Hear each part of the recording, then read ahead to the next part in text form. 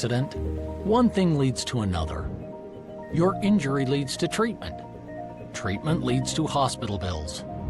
Bills lead to debt. Debt leads to stress. The advocates can help relieve that stress. Having an advocate attorney on your side leads to faster resolutions, fair outcomes, and a peaceful recovery for you. You deserve an advocate. This is The Monty Show, the truth in sports talk streaming. When you want unbiased opinions about your favorite team without the spin, all you have to do is find The Monty Show, streaming live and available 24 hours a day, 7 days a week on YouTube. And now, here's Monty. Hey, The Monty Show, live on Tuesday, November 18th, 2025.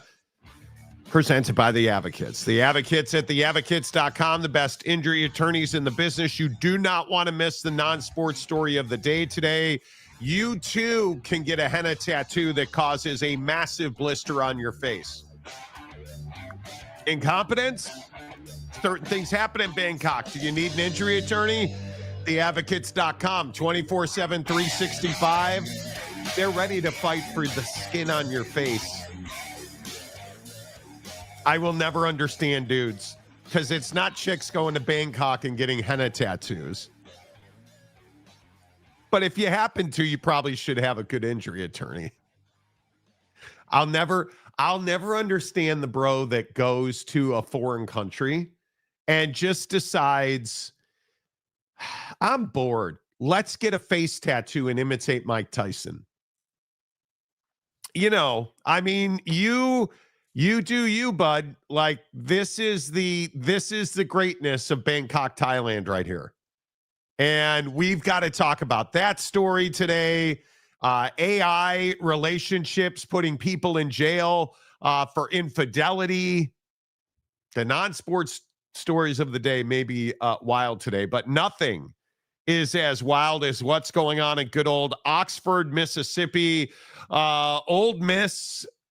I don't know what to believe, because we've talked about this ad nauseum for some time now, about Lane Kiffin, LSU, Florida, the idea that it is somehow surprising to Ole Miss that Lane Kiffin is taking job interviews, or somehow that he's being a villain or irresponsible, or he is not doing his job as the head football coach at Ole Miss because he is taking interviews at LSU, allegedly flying his family down there on the LSU jet yesterday, having a tour of the campus, having a tour of Baton Rouge.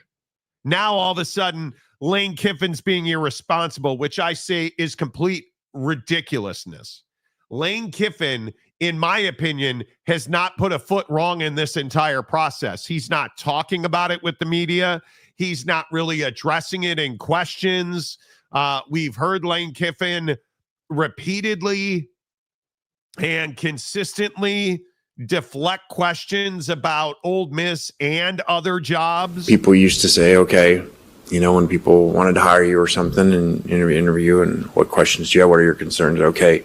People used to say, you know, facilities, how many practice fields, you know, those things. And I said, I don't think, you know, I think that's changed. It's going to change. And it's going to be, how much NIL do you have? You know? Right? Like, so he's not saying, well, I don't have enough NIL, I am leaving. Like, he's not saying that. Even when the media, and I understand why the media is doing this, but even when the media brings up Florida, I think Lane has handled it very well. Set aside the Kiffin to Florida talk, and do you let your representatives kind of handle all those machinations kind of going on? And what's kind of, I guess, your message to, you know, Ole Miss fans? I mean, talking to some of them before the game, a lot of them are just like, we just kind of want some clarity here. Okay. I feel like you're a Florida guy.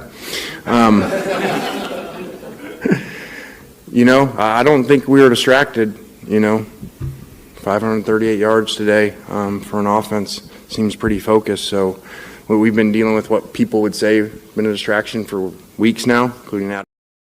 See, like, I think he's handled like whatever machinations are. I'm not really sure if we're talking about cookies or whatever. I think Lane Kiffin has handled this well. And all of the jackwagons who say that, oh, this is his fault and they should put the hammer down on. How is this at all in any way Lane Kiffin's fault?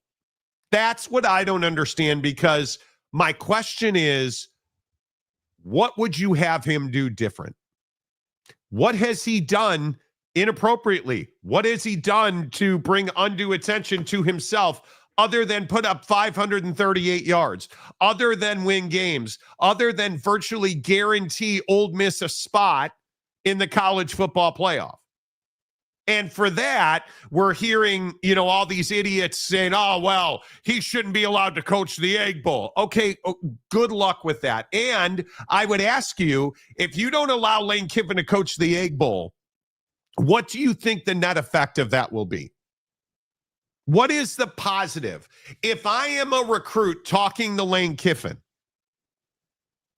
and I am being recruited and I am watching the Egg Bowl, and I see that Lane Kiffin isn't allowed to coach in that game, does that make Ole Miss more or less desirable for me as a college football player? Well, of course it makes him less desirable. Of course it does. And all you're doing is trying to limit his ability to make more money, create opportunity for himself and his family, which is what every recruit is trying to do. I think Ole Miss... The only thing Ole Miss should do is shut up and let Lane go through the process and then react when he takes a different job, because he's gonna. That's what I think Ole Miss should do. Yeah, I mean, I think that the all the speculation about him not doing right, or him whatever people want to say, like, people freaked out because there was video of the private jet and his family, and everyone was like, oh, like, he shouldn't be doing that in the middle of the season. And it's like, well, when would you like him to do it? Would you like him to do it, after the season? Would you like him to wait months to figure out this process? Like, I just don't think that that's realistic. So, I don't think Lane's done anything wrong. And I think that this is the suffering from success portion of life if you're Lane Kiffin. You've done such a good job that lots of people want you, and now you just have to kind of deal with that, and so I think, if you're Lane Kiffin, you're going to continue to say that Ole Miss is great and everything's awesome, because it is, but at the same time, you're going to continue to, try to get as much money as you can. And listen, if that result is Ole Miss matching whatever offer you were to get out on the market, that's also something to consider if you're Lane Kiffin. I mean, it's not, it doesn't have to be guaranteed that he leaves, but I just think that we all kind of agree that, Florida and LSU, I guess, are really great opportunities to have on your resume. And if you skip those and stay at Ole Miss, there's some risk in that, just like there is leaving Ole Miss to go to Florida and LSU. So again, it comes down to, what does he want? That's going to be the thing, because, like today when it came out that you were doing yoga with your AD, I believe it was, that kind of discredits all the Ole Miss is pissed at Lane Kiffin stuff. Like, I just don't think that that's the relationship at this time.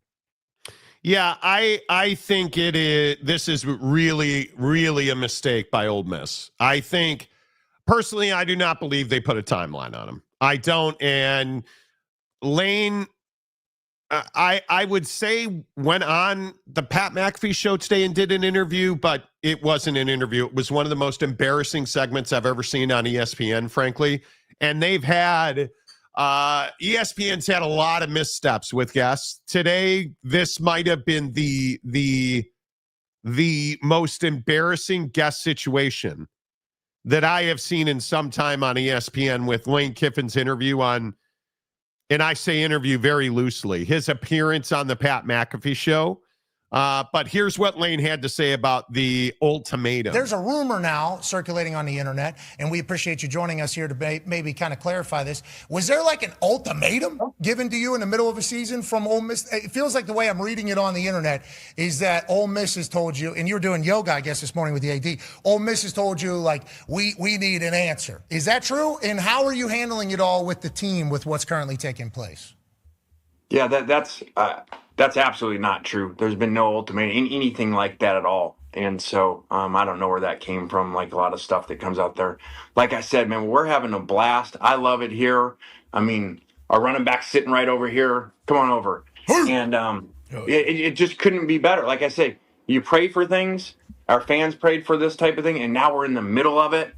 So enjoy it. You're 10-1, you're getting ready, you got a bye week, you get to watch half the country lose, and there's no way we can lose Saturday. And then you play the Egg Bowl and go dominate that and keep that Egg Bowl trophy home where it's been for a long time.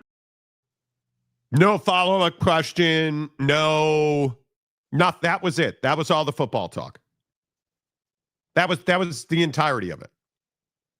Nothing about LSU. Nothing about Florida. The biggest guy in sports right now. The single biggest name in all of football, Lane Kiffin. Nothing about LSU. Nothing about Florida. No follow-up question. None of it. They quite literally had him on because Lane Kiffin said, hey, I need a favor. I need you to ask me about the ultimatum. No follow-up question.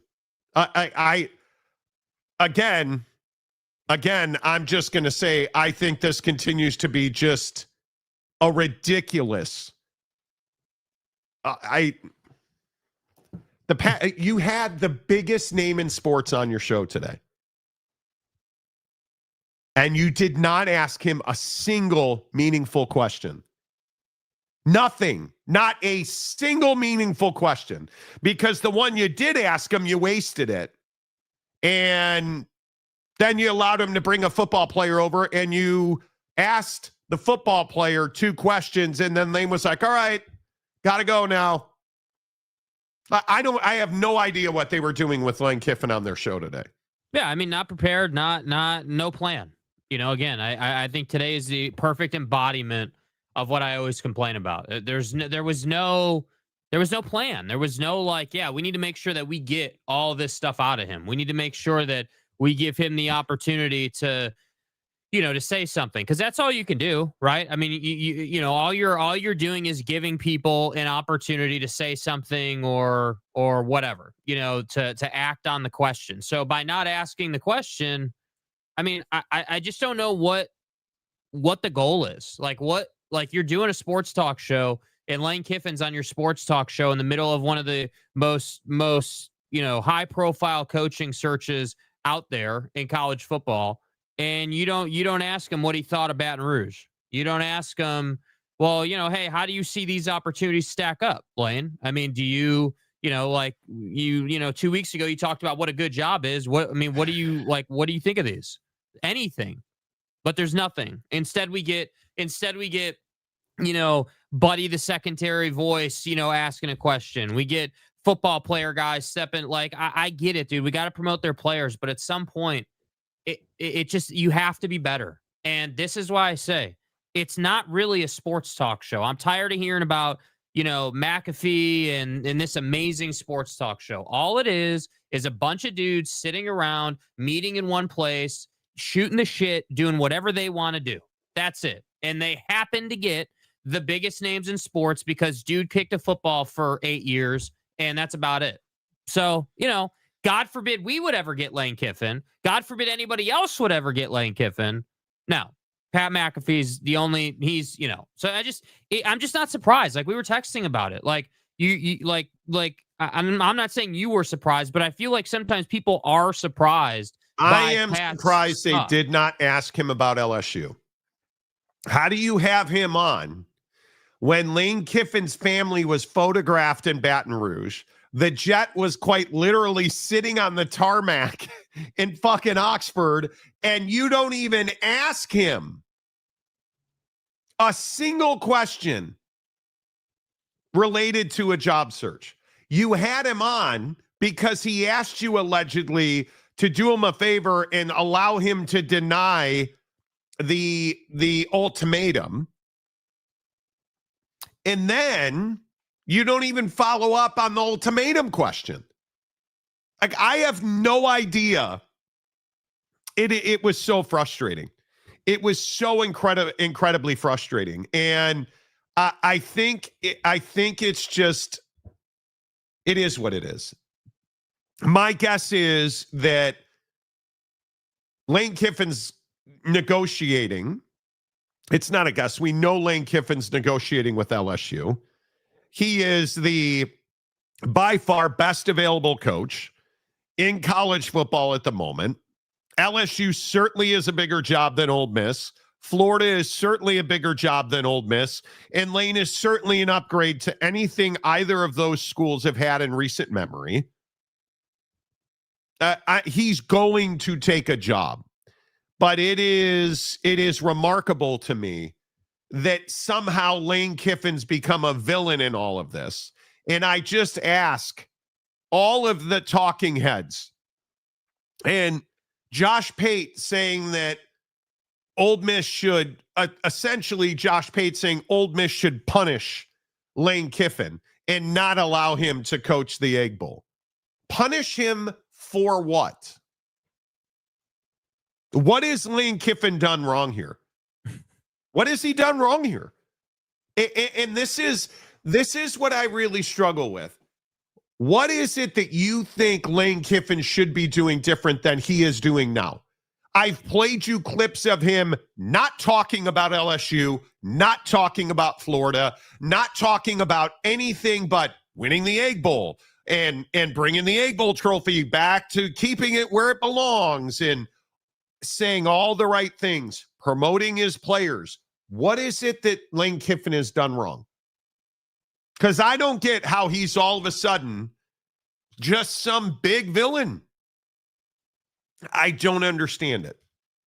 I have always been a fan of Lane Kiffin's. I think, has he done was his time on Rocky Top any good? It wasn't. Was he a good football coach at USC? He was not. Has he always been a good coach at Ole Miss? No, he hasn't. But what I can tell you is he has evolved and grown and matured and cleaned himself up. And now he is inarguably the number one candidate in college football. And he's earned the right to go and see what his value is on the open market. Yet, we're trying to put him into this box where he's a bad guy and he's doing something wrong. And I just don't understand it. I truly do not understand it. Yeah, I just don't know what other people want him to do. I just don't. Yeah, I don't know what people want him to do or want from Lane Kiffin. I don't know what like the Josh Pate clip that you had tweeted about. Why are we out to get Lane Kiffin? Like, why? I have no idea. I would love to hear, and this is not unique to Josh. I think Josh does a pretty good job generally, but like this. Yeah, like, I'm a fan of Josh Pates. Yeah, I've seen this around. This concept of, well, they, ultimatum, he shouldn't be able to coach the Egg Bowl unless like he commits to Ole Miss or he shouldn't coach the Egg Bowl. Yeah, like I don't. Why?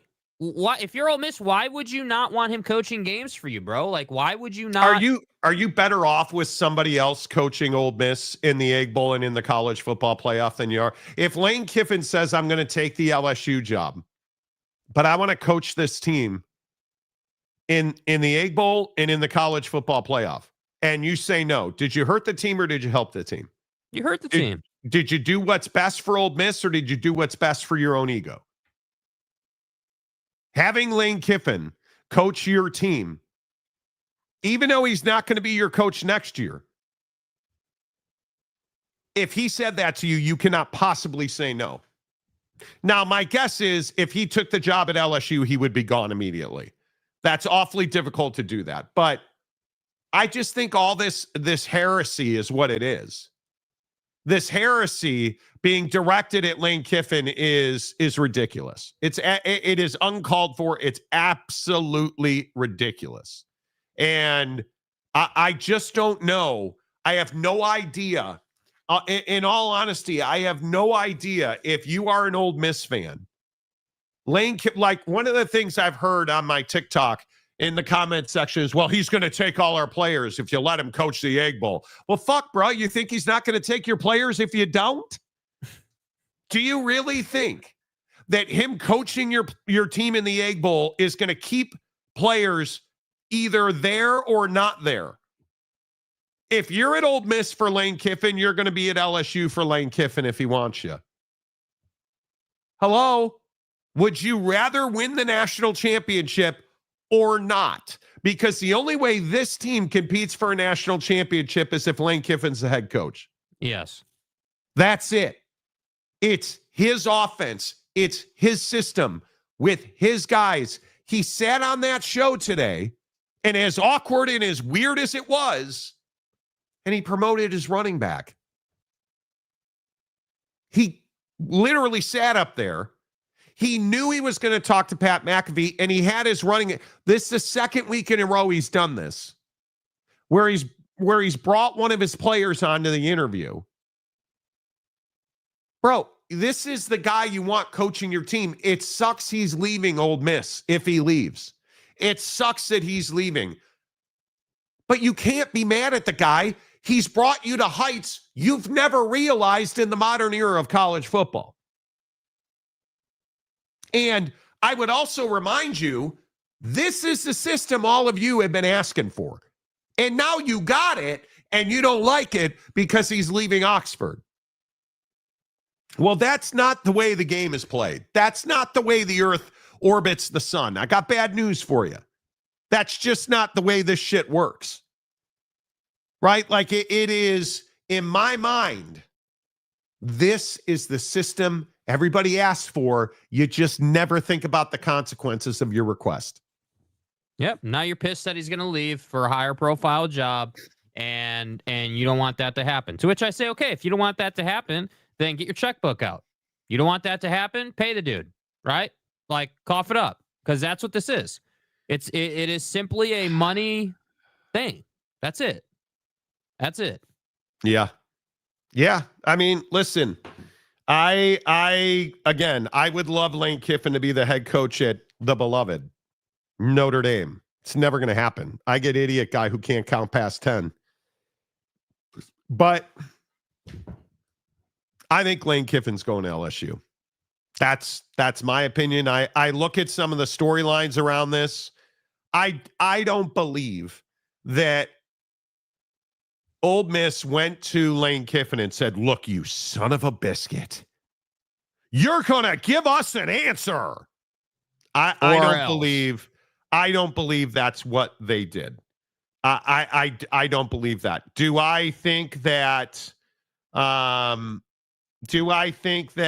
Keith Carter said to him, Lane, bro, I wish you the very best. And if this LSU job happens, here's all I'm asking.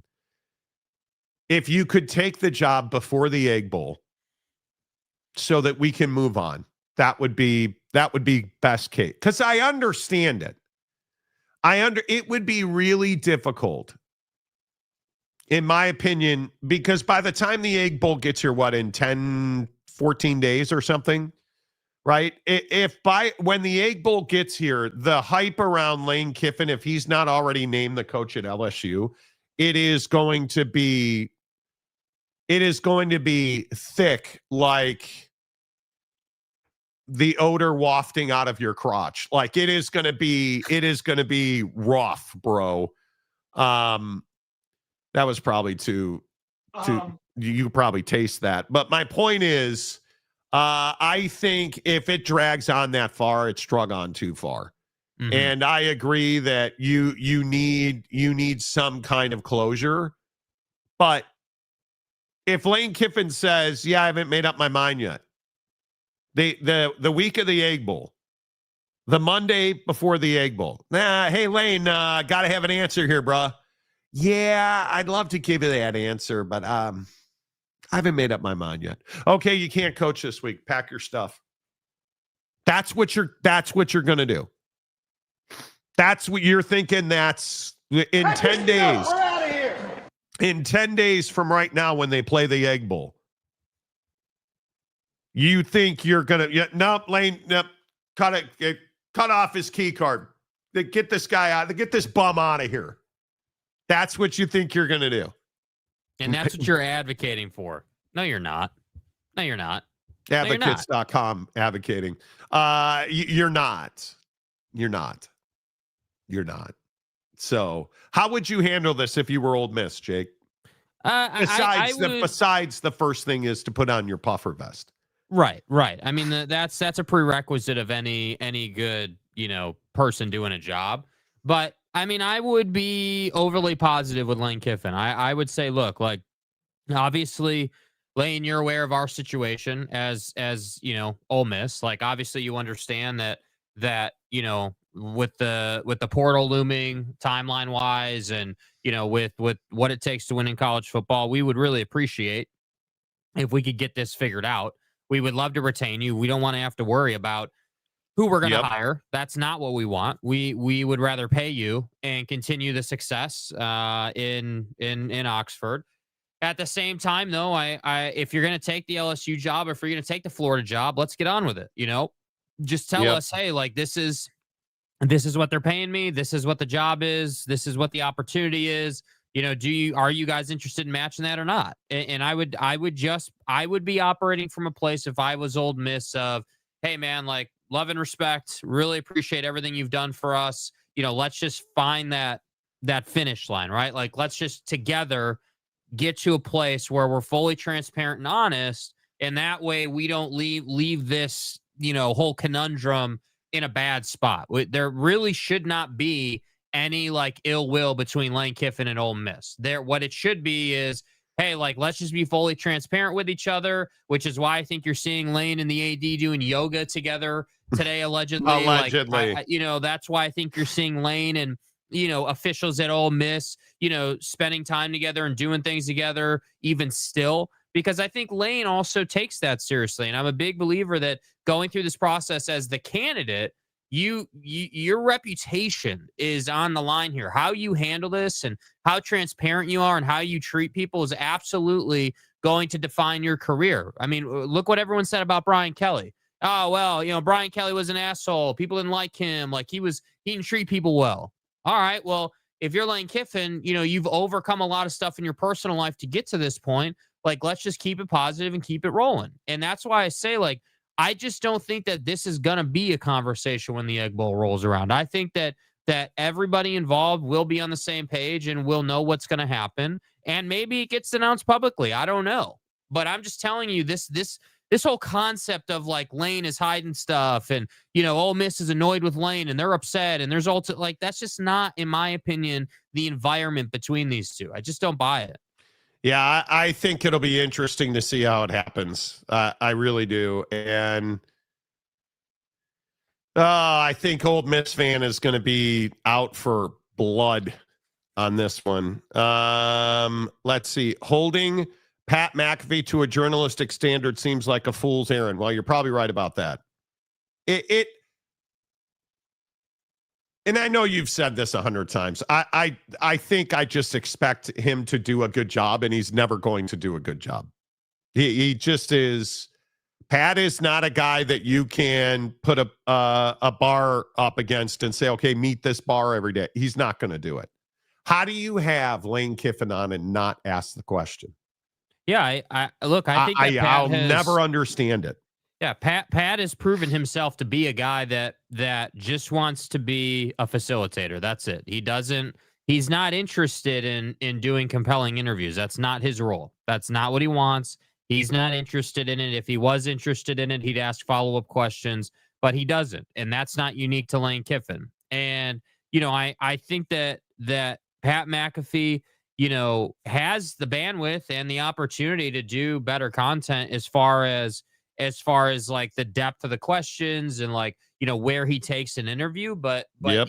I genuinely don't think he's interested in that. I think what he's interested in is just purely getting the big name on via ESPN so then he can get the views and make the money, which, again, if that's the case, cool, dude, knock yourself out. Like, I'm not even saying that that's wrong. I'm not even saying that Pat is some scumbag for that. I'm not saying that. Scumbag. What I'm saying is that it's just funny to me that some of us in the industry understand the responsibility of like, hey, Lane Kiffin's coming on your show, bro. Like, given the storylines of the day, like these are the obvious questions we should be asking, you know? And again, like it's just not for me. And this is why I say, and no, D-Rock, I've seen you comment this like 50 times today. The questions were not pre-agreed upon before the interview. I can promise you that. No. They were not. The only thing that was pre-agreed upon before the interview was, hey, I want to come on because I want to squash the ultimatum piece. That's it. It's a text. That's it. Lane reaches out to reps reach out to Pat puts the guy on. That's how the process works. It's not rocket science. And it's not a long-winded thing. It's not like an hour-long boardroom meeting where they figure out what they're going to talk about. Yeah. Monkey. They don't even ask Lane about the facilities at LSU. I know the CNS seating. We have to know. It's TCU James, Pat is just being the same Pat he's always been, and you getting mad because he's not being someone different. Yeah, you're exactly right. Yeah, but that's right.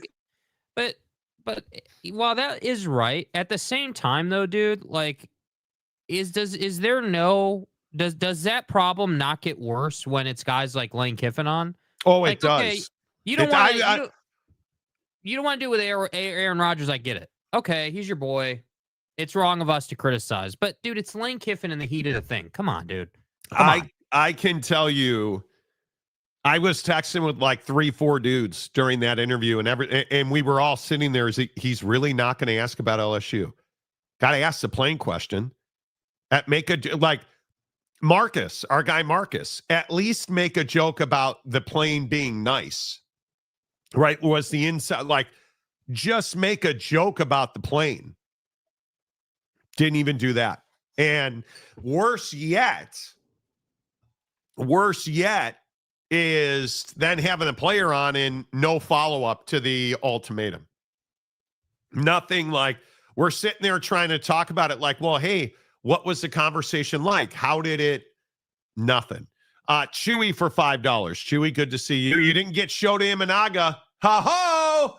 Unfortunately, we did. Did you guys see these $20 million to stay with the Cubs? It doesn't surprise me that Florida has a private jet. Penn State has a private jet. They got it from the Epstein estate. I've heard that. But the Epstein, okay. H-Town King 1 for $5. H-Town! If Kiffin leaves, who is the next coach at Ole Miss? Thoughts on who they look at? John Summerall, Will Stein? I think that's a really tough. And just texting with a bunch of dudes about it, I think it's awfully difficult to get an unproven coordinator. And I think it is really tough to go from Lane Kiffin to Will Stein, Garrett Riley. I think that's really, really difficult. I think if you're Ole Miss, it's got, like, your first phone call's got to be to Eli Drinkwitz, I would think. He's the best. I think he's the best candidate outside, right? I mean, I think John Summerall's getting the Auburn job. I think if you look at, I don't know, do you stay in-house? Is a Pete Golding, that probably doesn't excite anybody. I mean, and their defense is freaking phenomenal. But I think you got to go home run outside of the program. I think you have got to, you've probably got to do the Eli Drinkwitz thing. Mm-hmm. I mean, can you go from Lane Kiffin to John Summerall? That doesn't seem like a hire that's going to ignite the fan base. Not really. Not in my mind, anyway. I mean, it is. I think Ole Miss, if you look at the open jobs, I think Ole Miss would be in a different situation than the pedophiles, right? Like you're out of options at Pedo State, right? I mean, you're trying to get knuckle deep on guys that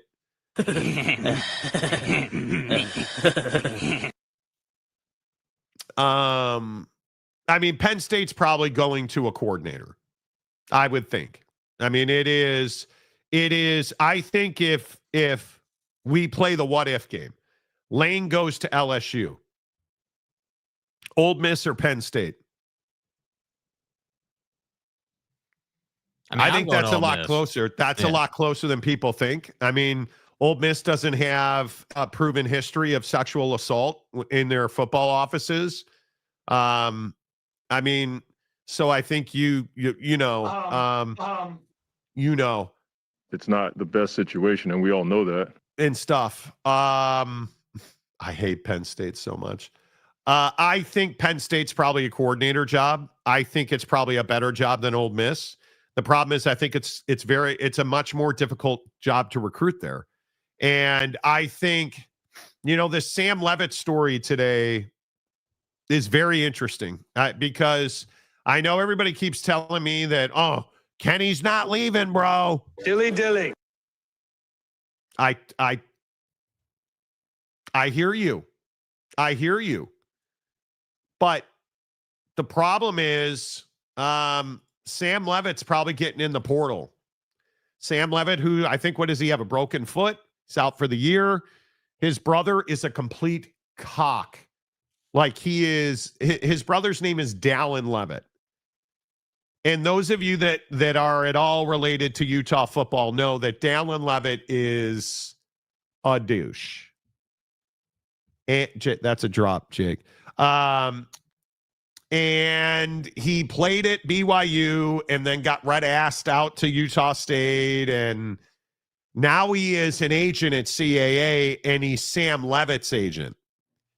And Dallin Levitt put on Instagram the Pete Nakos text conversation and said, y'all are a joke. Address this before Pete released the news, which is to say that Dallin Levitt told Pete Nakos, hey, that's premature.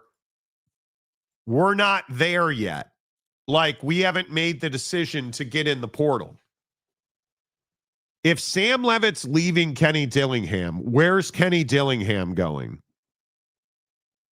Because if you're Sam Levitt, why would you leave Arizona State? You're the starting quarterback at a P4 university where you went to the college football playoff already. Like, that move doesn't, your coach is leaving. Now I get it. So I do think there's more germination of consternation. Excellent strategy, sir. And stuff. And like, I think that's a real conversation. That is a real conversation. I mean, Kenny is definitely a candidate to, get a bigger job. Yes, he's definitely. Yes, Boyd. Dallin Levitt is such a jerk off, dude. Like, he is not. Anyway, how good of a candidate is Kenny Dillingham for any of these jobs? Oh, I think he's a really good candidate. I mean, I think, if I'm Kenny, I'm, Happy Ending Valley is definitely not option number one. I think option number one is Florida for Kenny, option number one. Well, if Florida wants to, yeah. But I would view Florida State as option number one if I'm Kenny. That's where I would want to go, is Florida State. I think Florida, he's a great fit at Florida State. I mean, yeah. Well, and TJ Beck, I think that's the inference, isn't it? If Dillingham leaves, I think it's Florida State, right? No kidding, Boyd. And this was always my point about Arizona State. who is Sam Levitt as a quarterback? Is he good enough to make Jordan Tyson type receivers, or does he need Jordan Tyson type receivers to get to his top level? I don't think we know that because he's taken some abuse this year and he really hasn't been healthy. No. So I think it's going to be interesting, right? Dillingham, FSU, many others. I agree. The Monkey says Penn State should hire Lou Holtz. I hope they've already made the call. You know, the nose is not cooperating today. No. The coronavirus noticed. And yeah. So tis the season. Brutal. Dilly isn't going anywhere. ASU is literally home for him. Well, yeah. It hasn't felt like he isn't going anywhere right up until his starting quarterback, who has zero reason to leave ASU, gets in the portal. Who's recruiting him? Who's recruiting Sam Levitt? Excuse me, the nomenclature is pre-portaling. Yeah, who's pre-portaling Sam Levitt? Right? Like, we'll see. I think the Big 12, I think there is a real, and I'm not trying to cause panic. I think there's a real chance the Big 12 is going to get absolutely looted. Utah's got 2 starting quarterbacks, Sam Levitt, Kenny Dillingham. I think you look at Matt Campbell at Iowa State, who I've talked a lot about leaving already because I've heard his name connected to a lot of jobs. I mean, the coaches in this league, because you got to figure 8-ball Koresh down at Baylor's out. David you got to think. Koresh. You got to think Spike Dykes' kid is out. Oklahoma Crap State is already open. Like, this conference is going to see a massive change. And when Haas Henschel leaves Oak State, we'll do a wellness check on James. You know. James, how you still awesome gonna be would talking that about be? Facilities, bro? If Haas leaves, bro? Oh, Come my on. God. How awesome would that be? Good Lord. BK joining Glory Hole University. Okay. Bryce Martin, another name for the Arkansas job is Matt Campbell. Well, I'm telling you, he's going to be a name for a lot of them. West Virginia Buckeye. Hey, boy. Dumpster fire in Happy Valley. Certainly is. Certainly is. Penn State is better than LSU as long as the governor is in office down there in that bayou, boy. I don't know. I think LSU is a phenomenal job. I think LSU is I just think Penn State, beyond being a criminal enterprise and just zero moral compass or ethics. Well, welcome to the Big Ten. I think that Penn State's not the recruiting pleasure. I mean, when you have average ass Aller as your starting quarterback, it speaks volumes. Yep. Right? When you look at, I mean, if we take pedophilia out of the conversation at Penn State, which would require them to take out, never mind. The point is, if we're honest about Penn State, it's a good job. It's not a great job. And you're seeing that LSU is flying Lane Kiffin's family on private jets to come tour the campus in the city of Baton Rouge. Yeah, Matt Rule signed an extension at Nebraska. Huh. Okay. Tough sledding there. James Franklin. Yeah, nobody wants him. He got it. That's right. He got hired at Vodtech. Yeah, I know what time it is. Kind of a tough road to hoe. What about the mullet, bro? Why don't you just hire the mullet? I mean, that's, isn't that option? But you see what I'm saying? Like, if you're in the job market, we're already hearing Arkansas is reaching out, paying this, offering that. What's Penn State doing? Doesn't seem like they're doing much. Doesn't seem like we've heard rumors about, oh, hey, Wait, Penn State has a lot of pretty girls enrolled. No, people at Penn State like little boys, not girls. That's not what we're about. Wow, what are we doing? My phone is blowing up. What do you mean? Okay. No, not gonna. No. See, Marcus, I am not going to play your stupid little game today. Okay. Marcus would like me. So Marcus, the TV executive, is a graduate of Michigan State, which is why he never talks about his football program, because they don't have one. You remember they used to have a football team in East Lansing. They do not anymore. Yeah, that was before that whole iPhone incident happened in the car with Buddy. That whole thing. But he would like me to be, he would like me to continue beating the Penn State pedo drum because it takes his mind off of how terrible Michigan State football is. We keeping a book right now. So, we ass. Marcus has a man crush on Jake. He did mention, and I didn't read this as well, that the black on black is a good look for Jake. Well, I tried to simplify it for you. I don't want you to get too distracted, GJ Ginn to Oklahoma State or Baylor. Okay. What's the best available job? Florida. I feel like this is a daily conversation. I think it's LSU. And LSU's showing you why. I mean, they are, if you look at what LSU is doing to get Lane Kiffin, are they leaving any doubt that they are, without a doubt, Lane Kiffin's their number one candidate? Private jets, tours for the family, talking money with your agent. Have they left any doubt that Brian Kelly was a dick?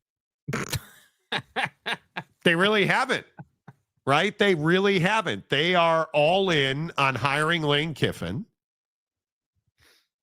And I think they're doing exactly right. Yeah, I mean, I also think there's an argument to be made that they're going all in to overcome their BS. I think that they don't have a choice but to be, full aggressive, go after him mode. You can't afford, to be second fiddle to Florida or anybody else in this process going after Lane with what your governor did and just how unorganized and chaotic you looked. So, is he their number one candidate? Of course. But I also think that there's some of this where it's like, hey, we can't afford to mess around. We if we're going to get this guy, we got to go in, swinging a huge offer, and we got to be aggressive with it. We got to send our jet to him. We got to have a full full recruiting pitch rolled out here. You know, everybody needs to be involved, the whole 9 yards, everything from the local car dealer owner to you know, your program's, you know, local real estate donor to you know, the local bar, you know, barbecue, like all of it, dude. I you know, just get everybody involved. That's what they have to do. But I think that Florida, if they play their hand right here, would allow LSU to do all of that and then come in behind them with a better offer. And say, listen, bro, we're following up after your little extravaganza at LSU with a more organized offer in a program that doesn't have to worry about the governor. Yeah. So that's how I'd play it if I was Florida. I think you are completely wrong. You can't wait and react. You have to be proactive. And I think LSU even more because of what's gone on with their governor. I mean, I don't think there's any doubt that they've been damaged. What is Oak State ranked now in best jobs? I think it's one of the least attractive jobs. And I think if TCU and Baylor open up, I think it is the least attractive job in the conference. Truly.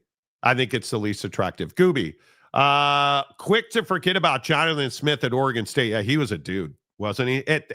But I think when we look at, that Jonathan Smith's a good football coach. I believe he is an excellent football coach.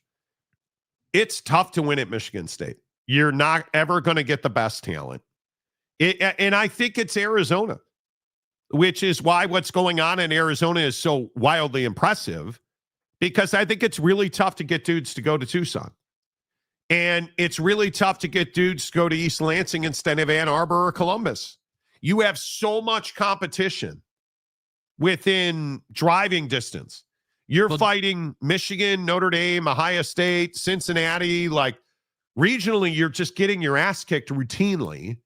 Central Michigan and sign stealer guy, Sure, these dudes don't care about home, better conference, more money comes calling, they are all ears. I don't disagree with that. I don't disagree with that at all. It's just like any of us with a normal job. I totally agree with that. I think if Jonathan Smith could do it all over again when he leave Oregon State, he probably would, because of the G5 situation, the unknown, the lack of resources, right? And I think Jonathan Smith, to Gooby's point, I think Jonathan Smith's a good coach who made a bad decision. Mm-hmm. I do.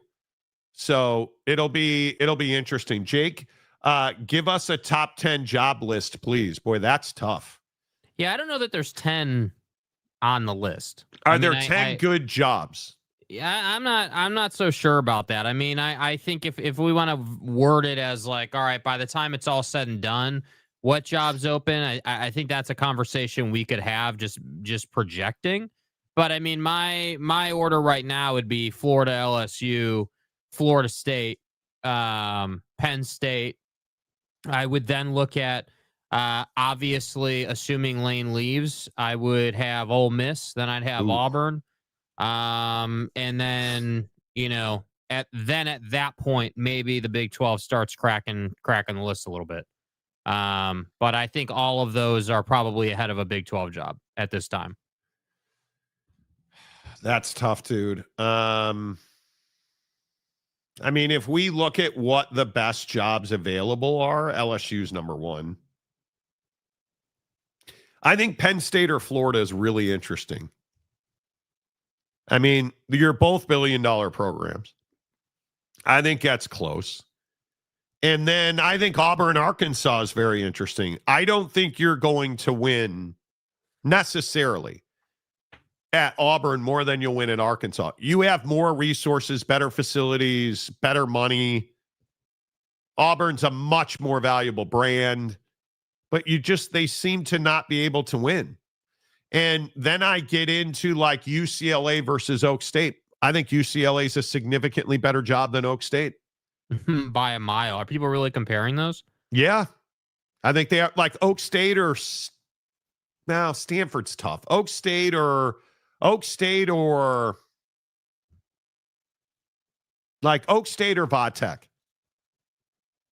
Probably taking Vatech, right? You're probably, because of the money that they've injected into that program.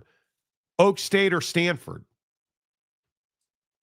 Andrew Luck's your general manager at Stanford, right? I mean, educational requirements, though. That's something to be considered. Well, and you can get DUIs and not be punished for it at Oak State, right? But I think Oak State's not nearly as valuable as a brand as Stanford, right? Like, I think that's a huge issue. I think Oklahoma State's one of the worst jobs in the country. I'm not even being a red ass about it. I'm not even joking, because James is who he is. But I think that's really tough. I mean, there's some G5 jobs open. Like if you look at what's a lower level job that's open? UAB, Oak State, Colorado State, Oak State, Oregon State or Oak State? Oak State. Big 12 is in a better position. Yeah, you have access. But I don't think it's clear, right? Like if I look at, again, Vatech or Oak State, I think it's probably Oak State, but I don't think that's by a lot. I mean, because the problem at Vatech is they don't spend money. and they say they're going to spend money. Well, if you're going to hire James Franklin, you damn well better spend money, dude. I mean, you don't hire James Franklin to not spend money, dude. Yeah. Dan Mullen has to be an attractive coach for many of these schools. Who was talking about Dan Mullen? I think it's too soon for Dan Mullen to leave UNLV.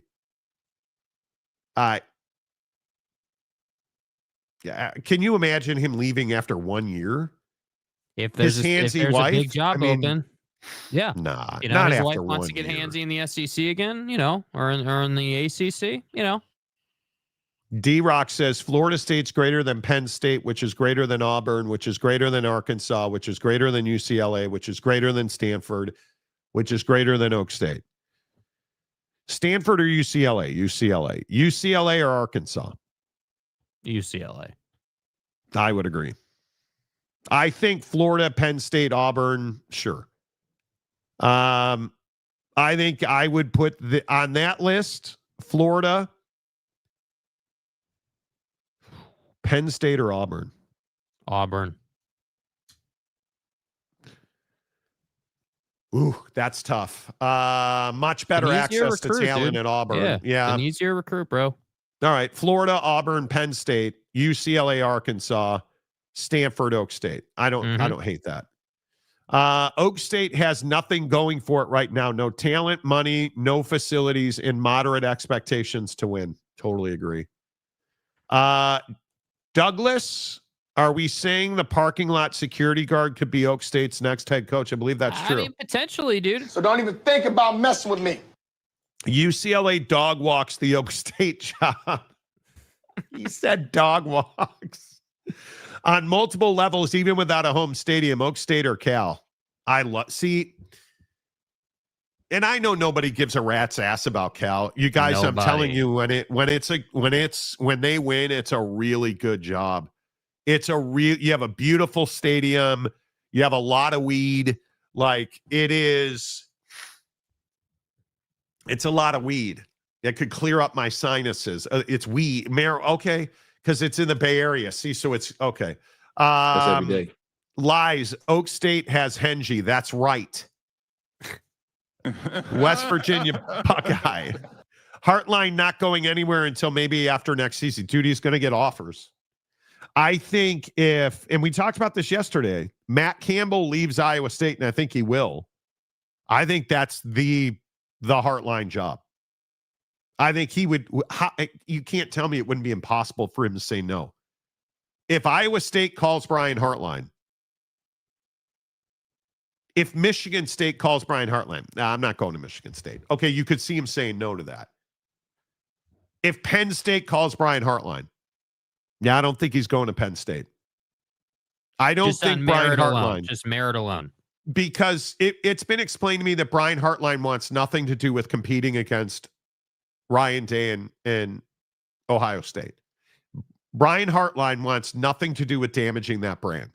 He wants to be the next head coach at Ohio State. So Iowa State's the perfect fit. Perfect fit. And I think there's a lot of merit in that. I think there is a lot of merit in that. And if Ohio State wants to keep him, and do you do a coach in waiting style contract? Maybe. But I think Hartline is next. He's been waiting in the wings. I think he is. But what happens with all these job openings? I mean, what happens if Texas becomes available? Or what happens if one of these dark horse huge jobs why would you bring that up? Why are you being a jerk? Just trying to help the program, bro. Tired of you. No. Anyway, I don't think. Okay, should we just get into it? Yeah. So Desmond Howard is. Desmond Howard's not very much, but he's not the smartest guy, right? And maybe this is just me. I don't hate Des. I certainly don't like him. And then he decides that he wants to break news. So he goes on ESPN. Oh, wait. He goes out to the driveway and says this. Taking out this garbage, had a couple of thoughts. One is, man, I miss the Twins. But as I'm walking past this tennis ball in my yard, I was also thinking, don't be surprised if that Texas job opens up at the end of the season. You guys were shocked when LSU opened up. Imagine how you're going to feel if that job in Austin pops open.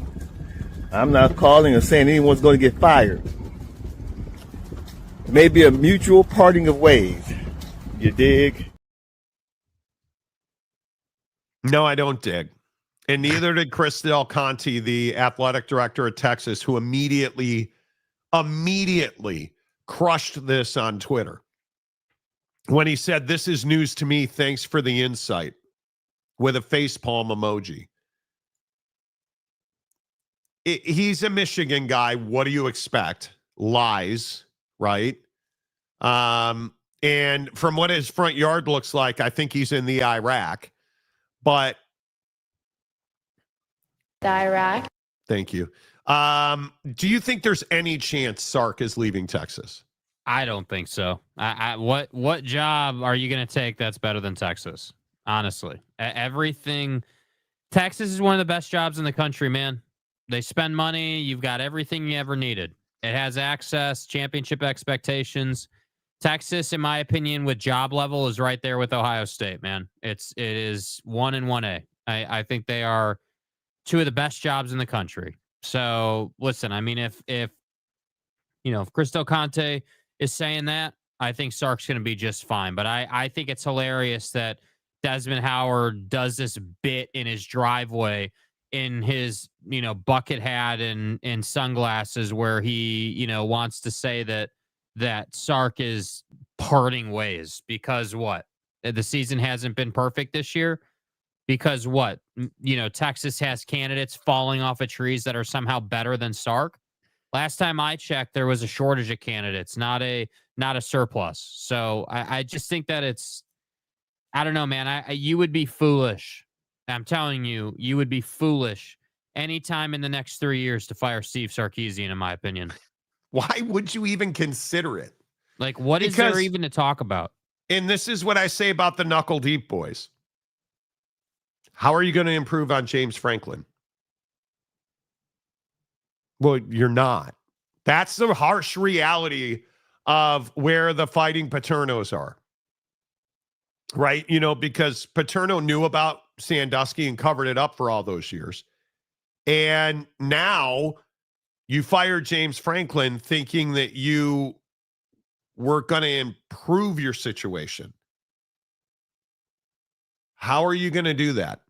Because I think for the Knuckle Deep boys, if Lane Kiffin takes the job at LSU, Eli Drinkwitz becomes the prime candidate at Florida. And then when Florida State fires their guy, Some shit happened. and when TCU fires their guy and Baylor fires their guy, like the list is getting longer, and it doesn't feel like Penn State's made much progress here. And so if then Texas were to open up, dude. But Sark's not leaving Texas for it. I could see it if some NFL team called. Okay, maybe I could see it. But are you leaving the Texas Longhorns to go coach the New York Giants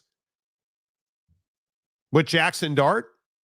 Does that seem smart? No, you're not Nick Saban, right? Like, you're finding out that it's hard to hire a coach now, and it's expensive.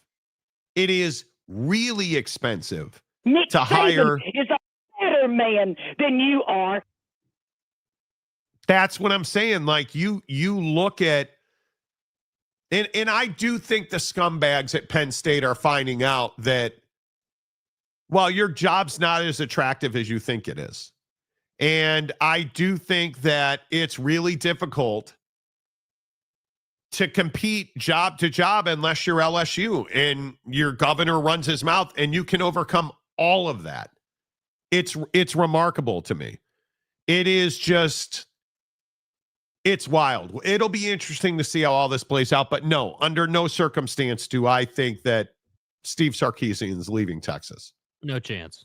No chance. And I just think that if you're a major program right now, like if you don't have a coach, man, you better be, dude, the Brinks truck better be running and you better be on the phone like all day, like beating down people's doors to get leverage and figure out a way to get those guys into your program. It's just how it has to be. And I also think that if Sark were to leave Texas for another college job, the other part of that's so shocking is he hasn't won. He's been to the playoff. It's probably not going this year.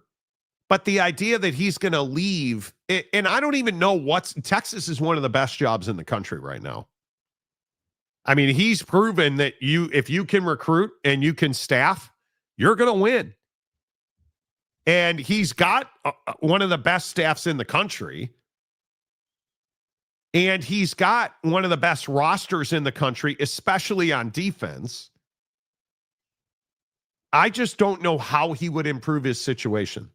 And then when your athletic director gets on X and is laughing at the guy talking about you leaving, I mean, you're not going anywhere. No. You're not going anywhere. In my opinion, it just doesn't.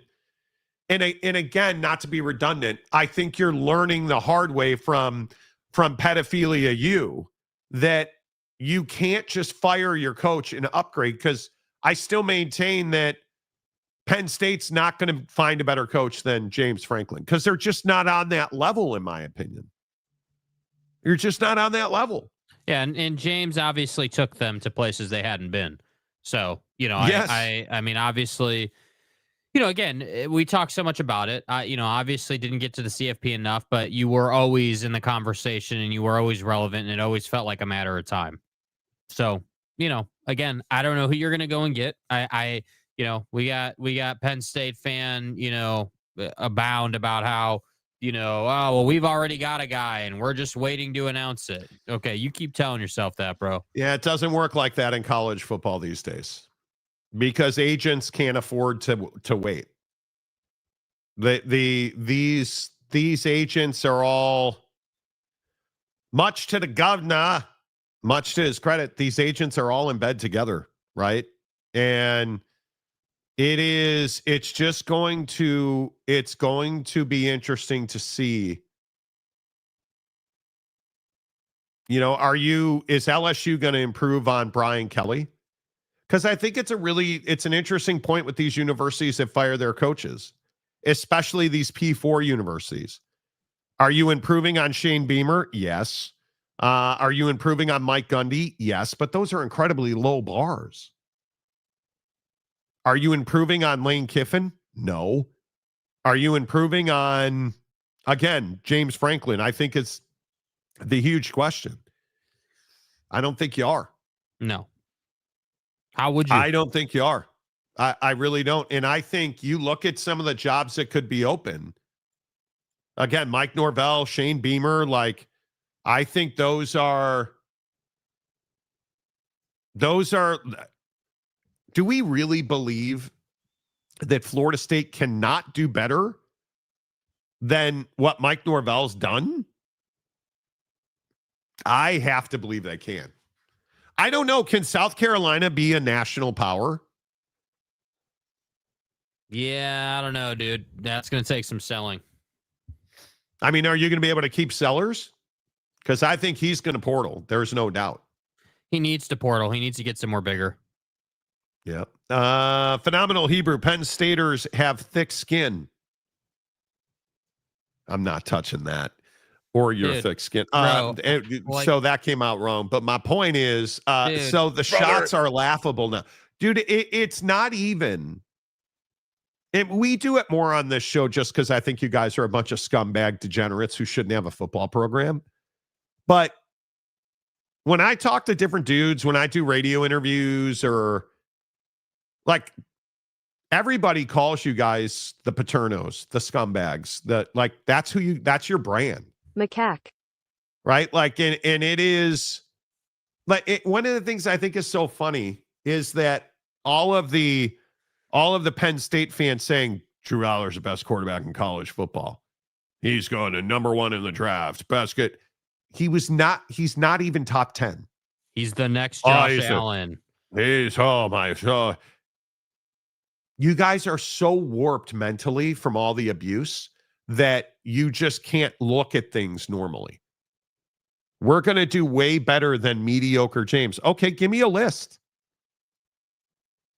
Give me who do you have access to? Because if we're honest to goodness, James Franklin wins games, just not the ones that count. I'm with you on that. He wins regular season games in volumes against shitty teams and then can't get you over the hump. Okay, so give me a list of names that are better than James Franklin.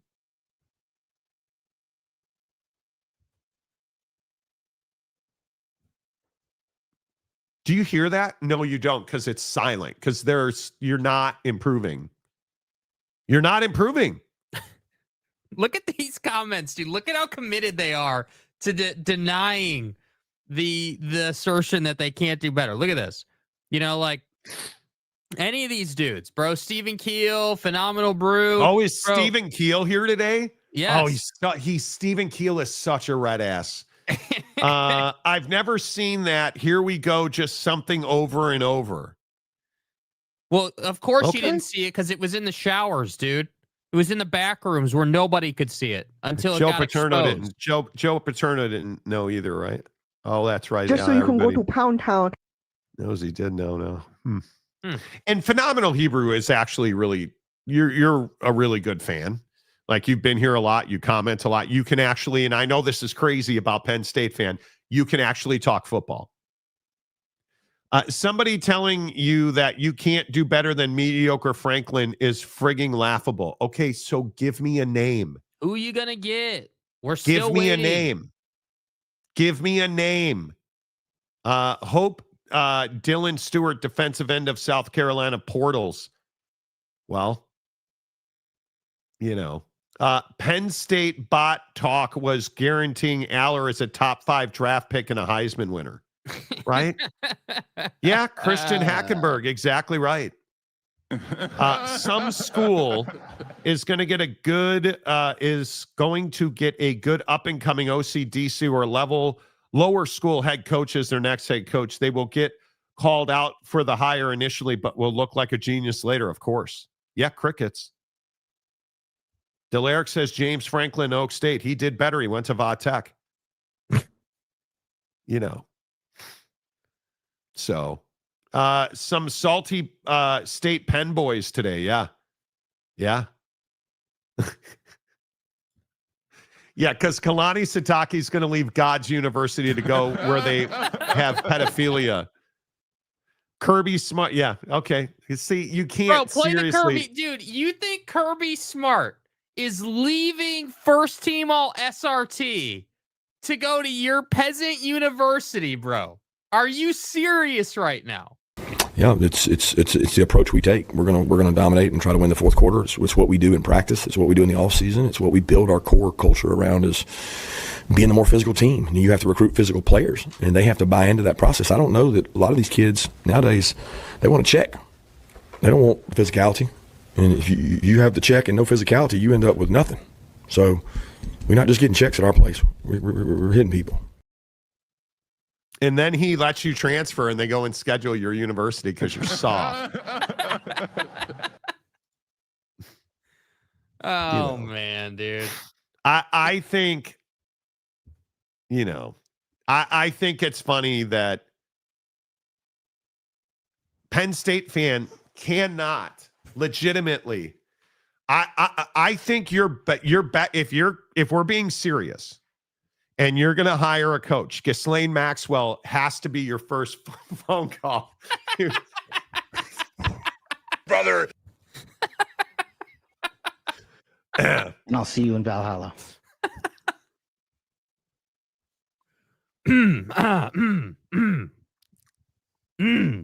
I said Ghislaine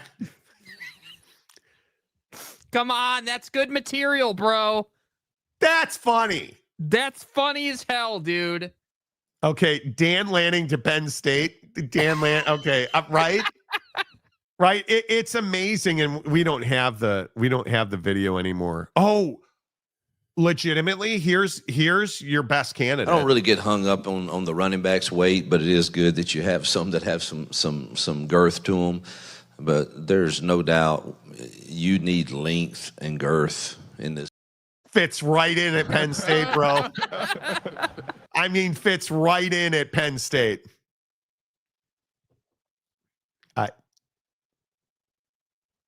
Wait, did Penn State bot just admit that they have an image problem? Look at this comment right here.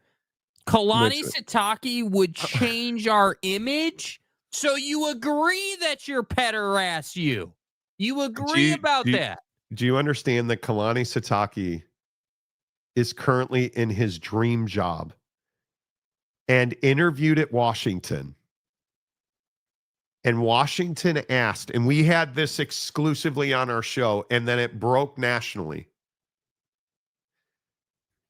Washington asked Kalani Sitake, would you rather stay at BYU if they offered you the contract? Would you rather is a dangerous game, bro. Would you rather stay at BYU? I mean, like, what do you want to do? And Kalani Sitake said, yeah, I don't want to leave BYU. During his fucking interview at Washington. In God's name, image, and likeness. And you think he's going to go to a school that has a history of pedophilia and no airport close to the stadium for James Franklin. But anyway. Right. Stop. Oh, Stop. And then, by the way, just to help us all out, just another point here. Apparently, it's the Monty Show and his Jag son. That's what this show is now. Oh no, Ghislaine Maxwell as your lead candidate was fucking funny. That was funny as hell, dude. That was fun. Look, Steven, you've never figured it out. We're having fun at your expense. And you make it better by saying stuff like this, because this is funny out of you, dude. Calling me a jag and saying only you and your jag son think it's funny. I don't really care who else thinks it's funny, because it's funny, generally speaking, on the show. Yeah, RX. Penn State has Miss Maxwell instead of Miss Terry. That's exactly right. See, it's funny, Steven. Funny. Maybe Dan Mullen's wife can get involved. She likes to get handsy. Kirby and Dan the Man are the sociopaths you want as head coaches, Dillingham for them. Dude, if you could have any three of those dudes, I knew today would be shitty. I would take them all day long at Notre Dame. I would. And again,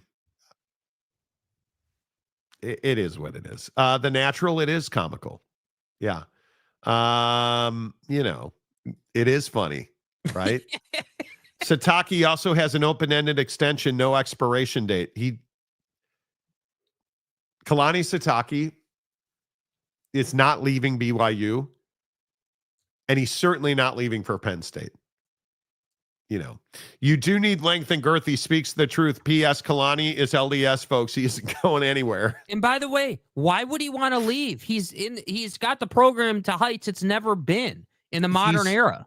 Do you understand that he's going to take BYU to the college football playoff before Utah gets there? With Bear Bachmeier, bro. With a true freshman. And look how much he's developed Bear this year.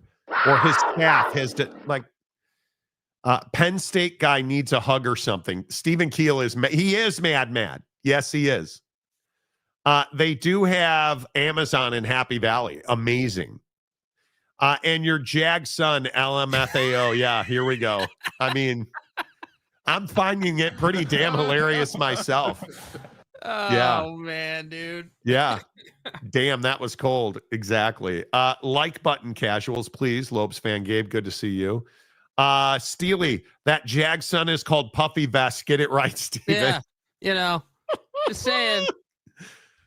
Just relax. We're not curing cancer here, boys. Right?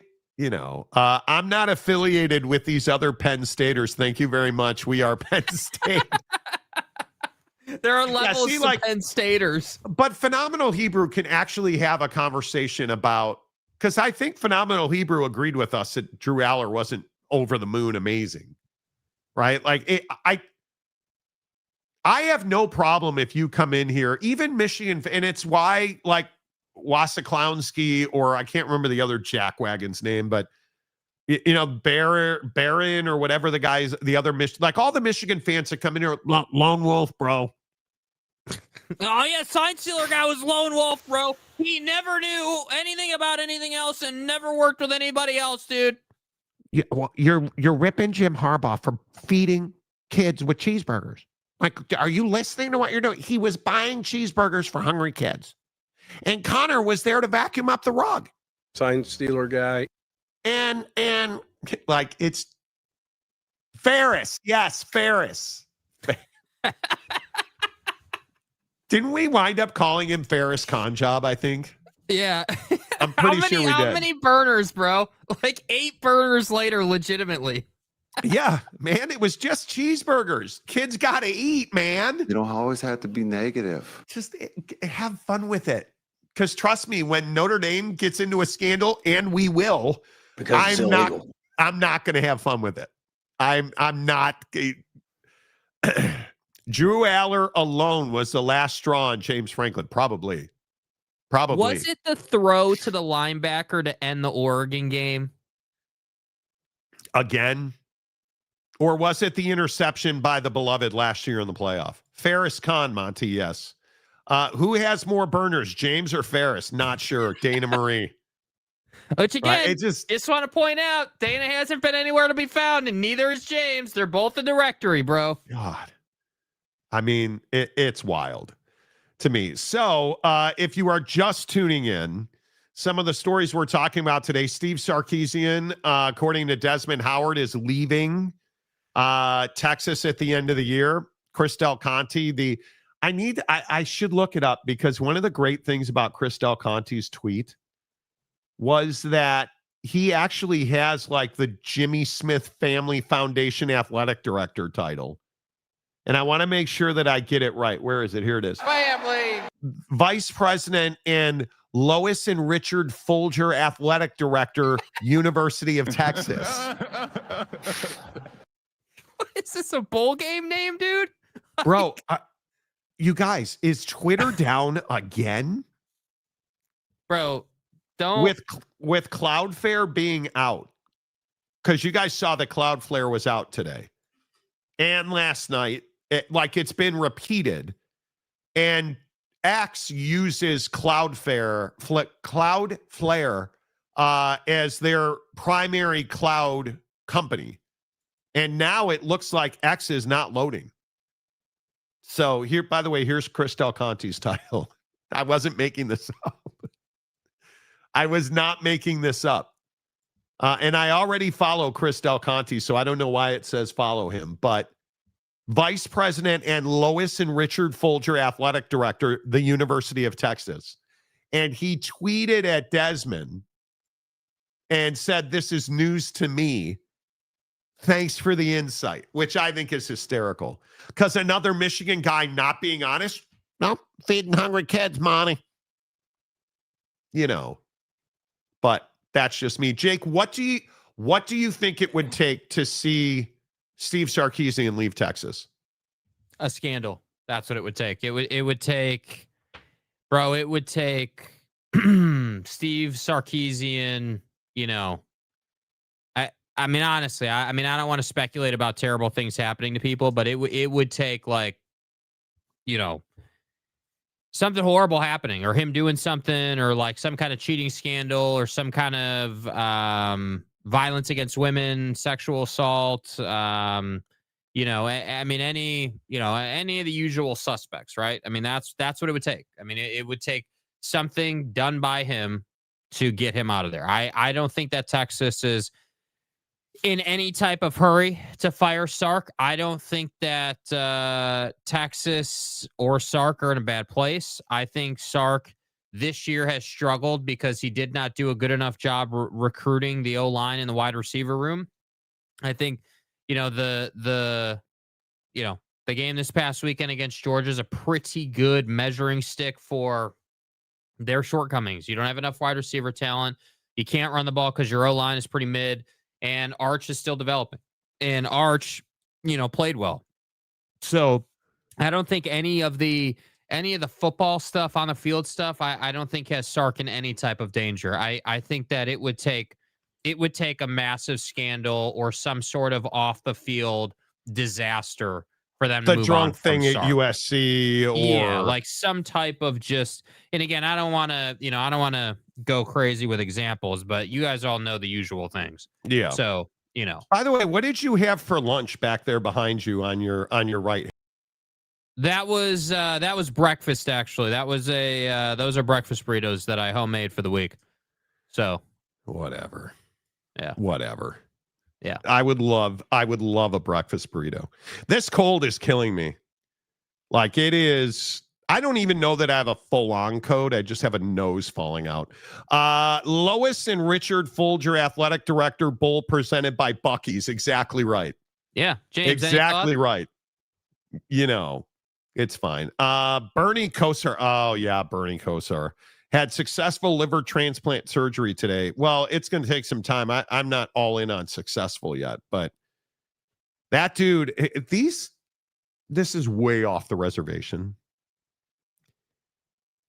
The legends of the 70s, 80s, and early 90s did so much damage to themselves. I mean, Bernie obviously had a bad relationship with the bottle, and the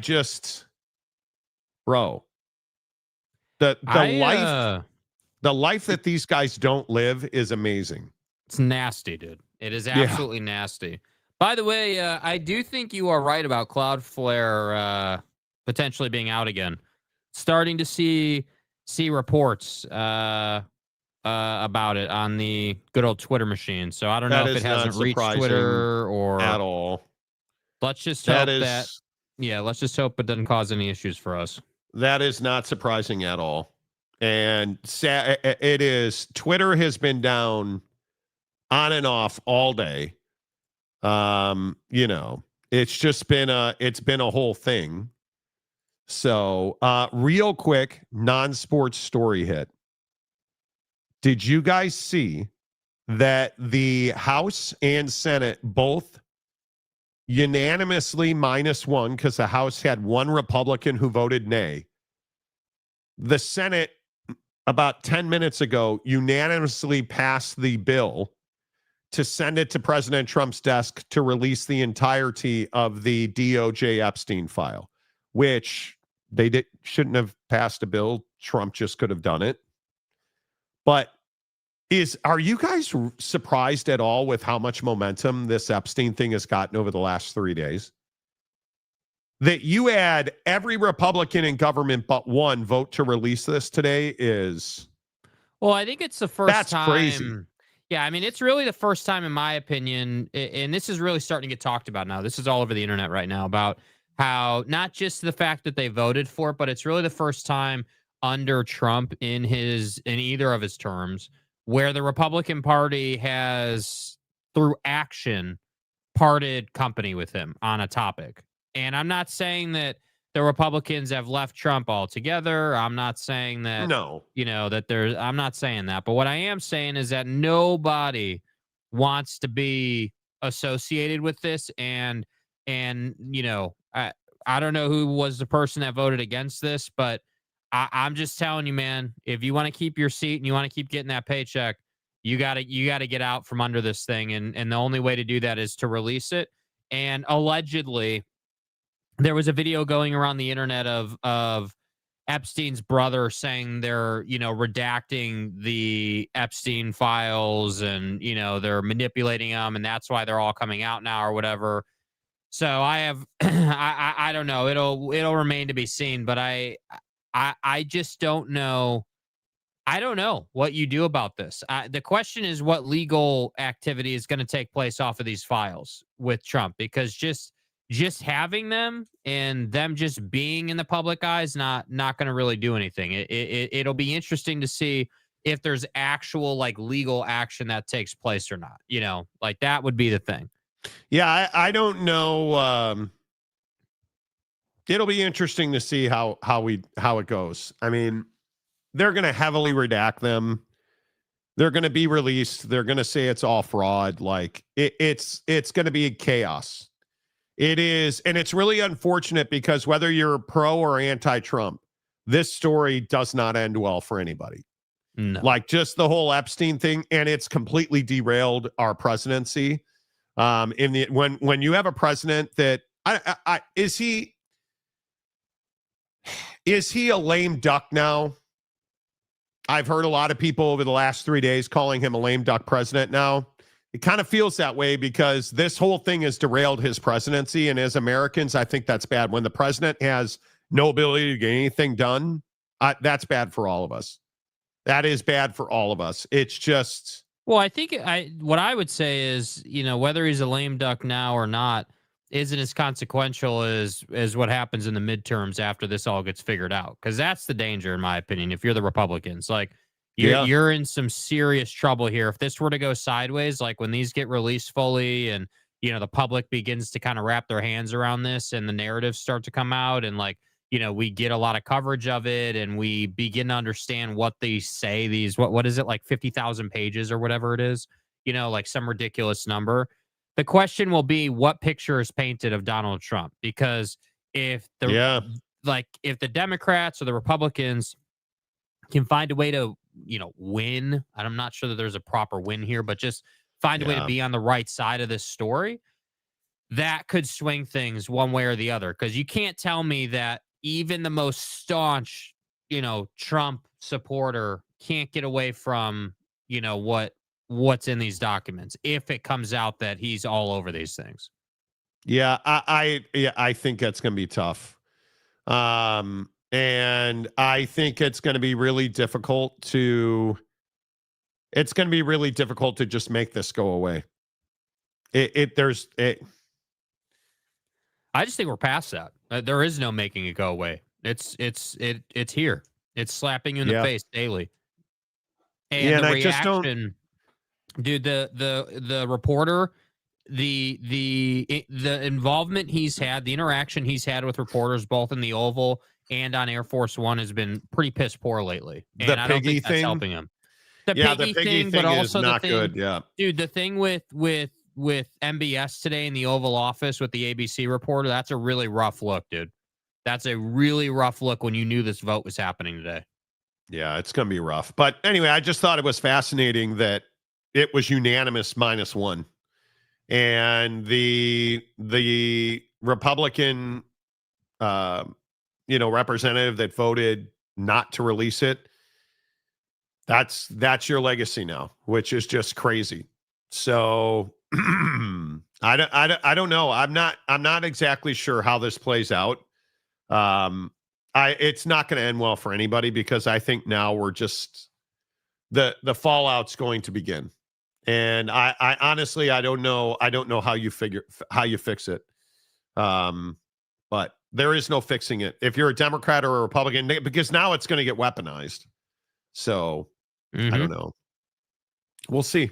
It is what it is. All right. Hour number 2 of the Monty Show is always presented by the Advocates at theadvocates.com. The biggest headline today, I think there's no doubt, is this Pat McAfee appearance by Lane Kiffin, because the internet was ablaze last night with the headline that Lane Kiffin was given an ultimatum by Ole Miss to take the job or not take the job by the Egg Bowl. And here's what Lane Kiffin had to say about that. There's a rumor now circulating on the internet, and we appreciate you joining us here to maybe kind of clarify this. Was there like an ultimatum given to you in the middle of a season from Ole Miss? It feels like the way I'm reading it on the internet is that Ole Miss has told you, and you were doing yoga, I guess, this morning with the AD. Ole Miss has told you, like, we need an answer. Is that true? And how are you handling it all with the team with what's currently taking place? Yeah, that's absolutely not true. There's been no ultimatum, anything like that at all. And so I don't know where that came from, like a lot of stuff that comes out there. Like I said, man, we're having a blast. I love it here. I mean, our running back's sitting right over here. Come on over. And it just couldn't be better. Like I said, you pray for things. Our fans prayed for this type of thing, and now we're in the middle of it. So enjoy it. You're 10-1, you're getting ready, you got a bye week, you get to watch half the country lose, and there's no way we can lose Saturday. And then you play the Egg Bowl and go dominate that and keep that Egg Bowl trophy home where it's been for a long time. I mean, I guess that's a denial. I think it's more of a deflection, which I think we've seen in recent times from Lane Kiffin. Set aside the Kiffin to Florida talk. And do you let your representatives kind of handle all those machinations kind of going on? And what's kind of, I guess, your message to machinations? Ole Miss fans? I mean, talking to some of them before the game, a lot of them are just like, we just kind of want some clarity here. Okay. I feel like you're a Florida guy. I don't think we were distracted, 538 yards today for an offense seems pretty focused. So we've been dealing with what people would say been a distraction for weeks now, including at Oklahoma, who's a pretty good team. So I think it's different nowadays. I told you, I think kids think differently. They're getting pre-portaled every Saturday night. They play well from other people. So I just talk to them and say, hey, that's part of the process, man. When you guys play really well, these things happen. Your coach gets talked about, and it ain't the first year it's happened around here. So I don't think it's a problem. I think he's right. And I think the pre-portal thing is right. And I think Lane Kiffin is currently negotiating a contract with LSU. And I think, as we said on the show, and notice again, Uncle Monty don't know nothing. We put something out. We don't know ball on this show. We put something out and people start talking about it. Funny how that works. But they're preparing a package for $125 million in total compensation for Lane Kiffin. And if that's the case, he's taking the job at LSU. If you're not serious about taking that job, Jake, you don't fly your family down there on a private jet to tour the town and walk the campus. Yeah, I completely agree. And I think that, Ole Miss fan really wants to be able to say he's not going anywhere. He's staying, we're good. But I just don't think you can say that right now. I think an accurate assessment of the situation is Lane is defining what it looks like to have 1 foot in and 1 foot out, right? Hey, I'm here. I'm beating the absolute piss out of the people we're playing. Yes. But I'm also on the private jet, and I'm also in Baton Rouge, and I'm also me/Jimmy are also in contact with Florida. We're going through the process. And again, and this is kind of what we were talking about at the beginning of the show, where all these people are criticizing Lane and hating on Lane and, giving Lane all this trouble for doing this. And all I'm saying is I think the guy's handling it like a professional, man. I mean, I think, again, I'm not saying he's the single best coach in college football, but I certainly think he's a top 3 coach in college football right now. And I think that Lane Kiffin understands the responsibility, right? I mean, think about it. The responsibility you have in this coaching cycle, if you're Lane Kiffin, is to secure a $20 million a year contract. That's your responsibility, right? Get 20 a year. And if you get 20 a year, you've laid a foundation for everyone behind you. That's right. Right? That's You've right. laid a foundation for Kenny Dillingham. You've laid a foundation for all these dudes, the Will Steins, the Garrett Rileys, Buddy at Heartline at Ohio State, like whoever you want to look at. For everybody. You've laid that foundation now, and you've set a new high, because if he gets 20, that means Kenny has access to 15, 16 at a certain point in his career. And I just think that that everyone wants to make a big to-do about the private jet. These guys fly on private jets all the time. This ain't anything new, man. This is just how it goes down. It's not about the jet. It's about the fact that Lane Kiffin needs to look at these opportunities and say, okay, number one, where do I feel, if I'm going to take a job, where do I feel gives me the best opportunity to win a national championship? That's number one. Number two, What is the answer to that question? I think it's Florida. I know that we disagree on this. The reason I say it's Florida is I think there's less drama. I think you've got all the money in the world there at So Florida. you think he has a better opportunity to win a national championship at Florida than he does at LSU? At the Louisiana State University, boy. Yeah, I do. And the reason I say that is because I think that the drama's less. I think it's a more well-run program, and I think that we quickly forget that time goes by fast. Florida has been irrelevant in the national championship conversation for how long? How long has it been? They are desperate for it. They want it. They have to have it, right? LSU is in a spot where you haven't won since 21, I think it is, with Ed O and Joe Burrow. I believe that was. Might have been 22. Yeah. So it's only been a few years. And I just personally don't want anything to do with that leadership circle, bro, because when it goes sideways fast. Because the other thing for Lane is any job you take now, you have national championship expectations. That's the only bar. Does it matter that allegedly Nick Saban is the lead recruiter of Lane Kiffin on this job? Yeah, I mean that obviously matters. It's Nick Saban, obviously. If you said to me, hey, well, the pecking order or like the chain of command is the governor, then the president. It's Gubna.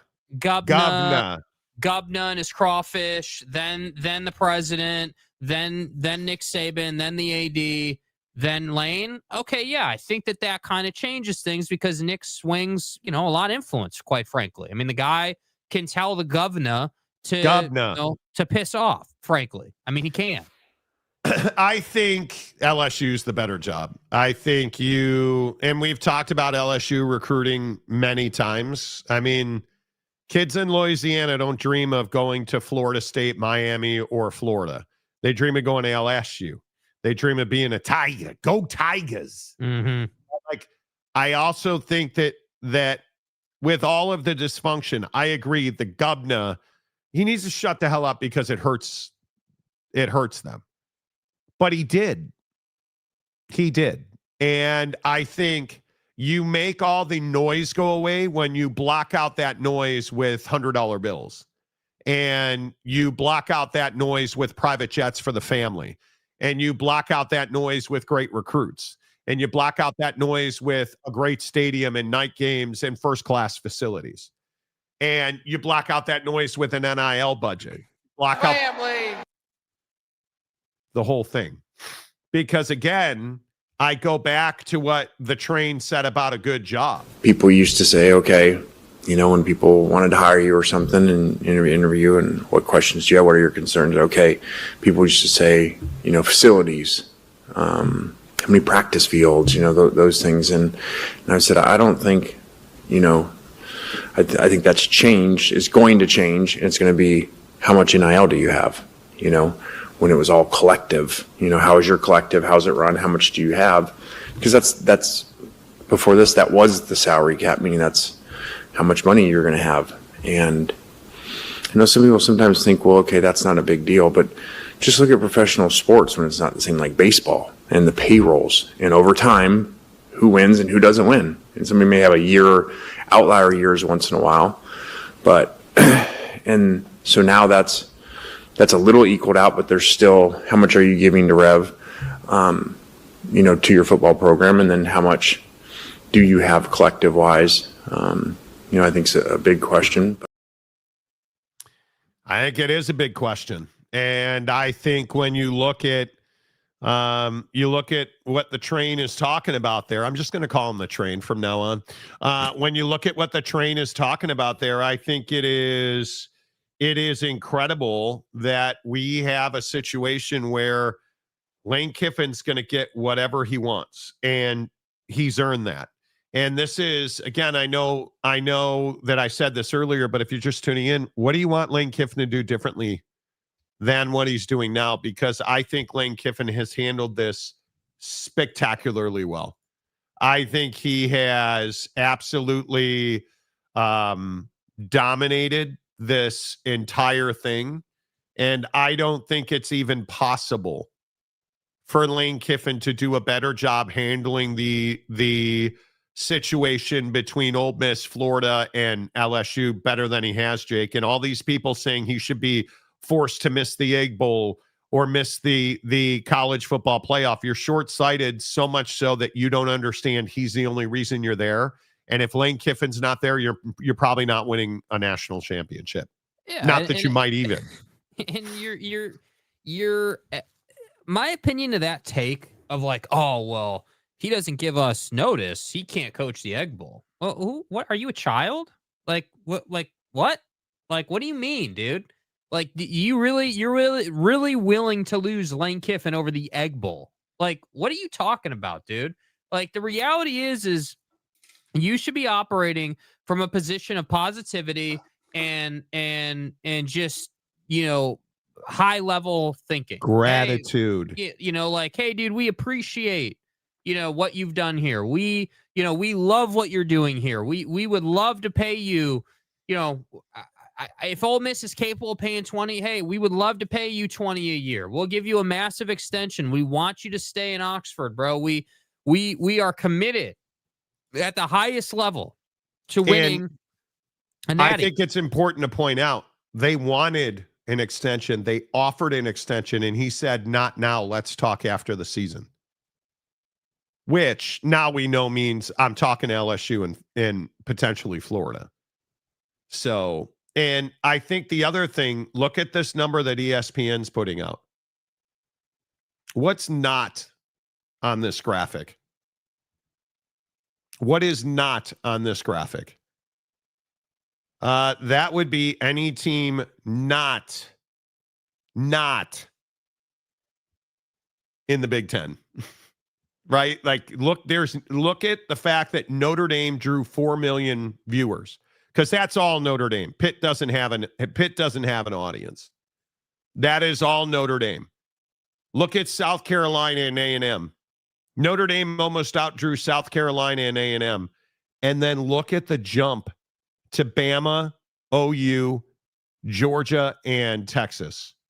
And why do I bring this up in the middle of a Lane Kiffin conversation? Why would he leave the SEC? Why would he leave that conference? And this goes back to the Penn State job. Like, these are, do you guys understand that the Notre Dame Pitt college game day is the single largest college game day in the history of Week 12? They've never had a larger audience.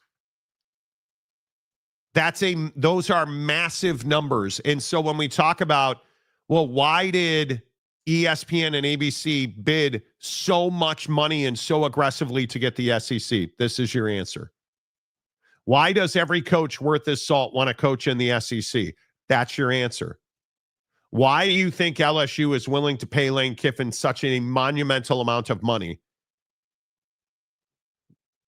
Well, because they're making a monumental amount of money. And he brings folks to the yard. That's what I'm saying.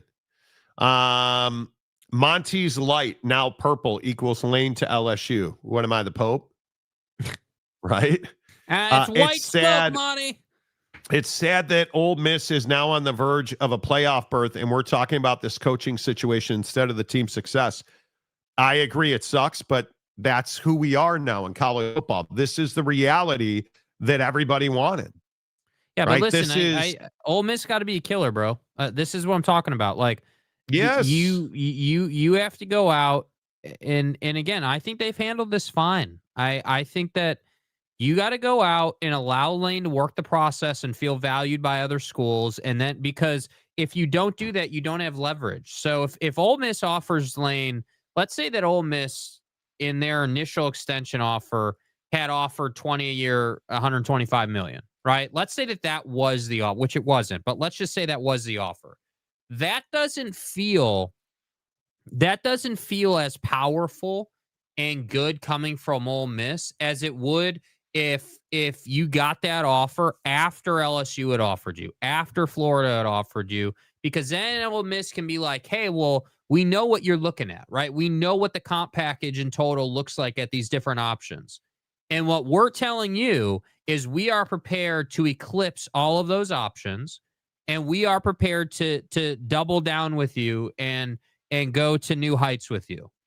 That's all you can do. And if dude says no, he says no, and you're on to the next guy. But this petty crap about like the Egg Bowl and all that, that's not how professionals operate. That's just not what any professional would ever recommend you do, or like how you would treat people. That just makes no sense, dude.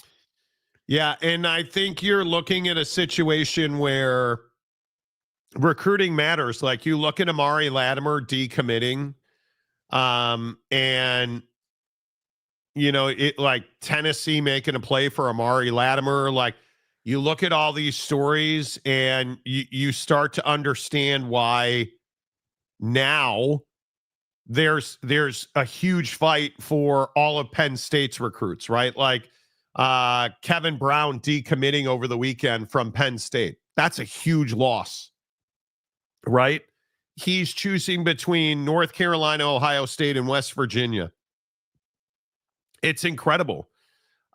You look at you just look at all these, you look at all these players, and Lane Kiffin going to LSU is going to change all of that. All of it. And Sark, this story about Sark leaving Texas, you look at how good his class is for 2026.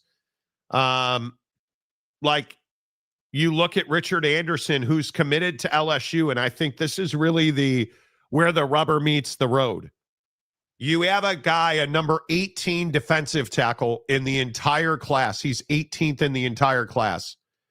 And he is committed to LSU.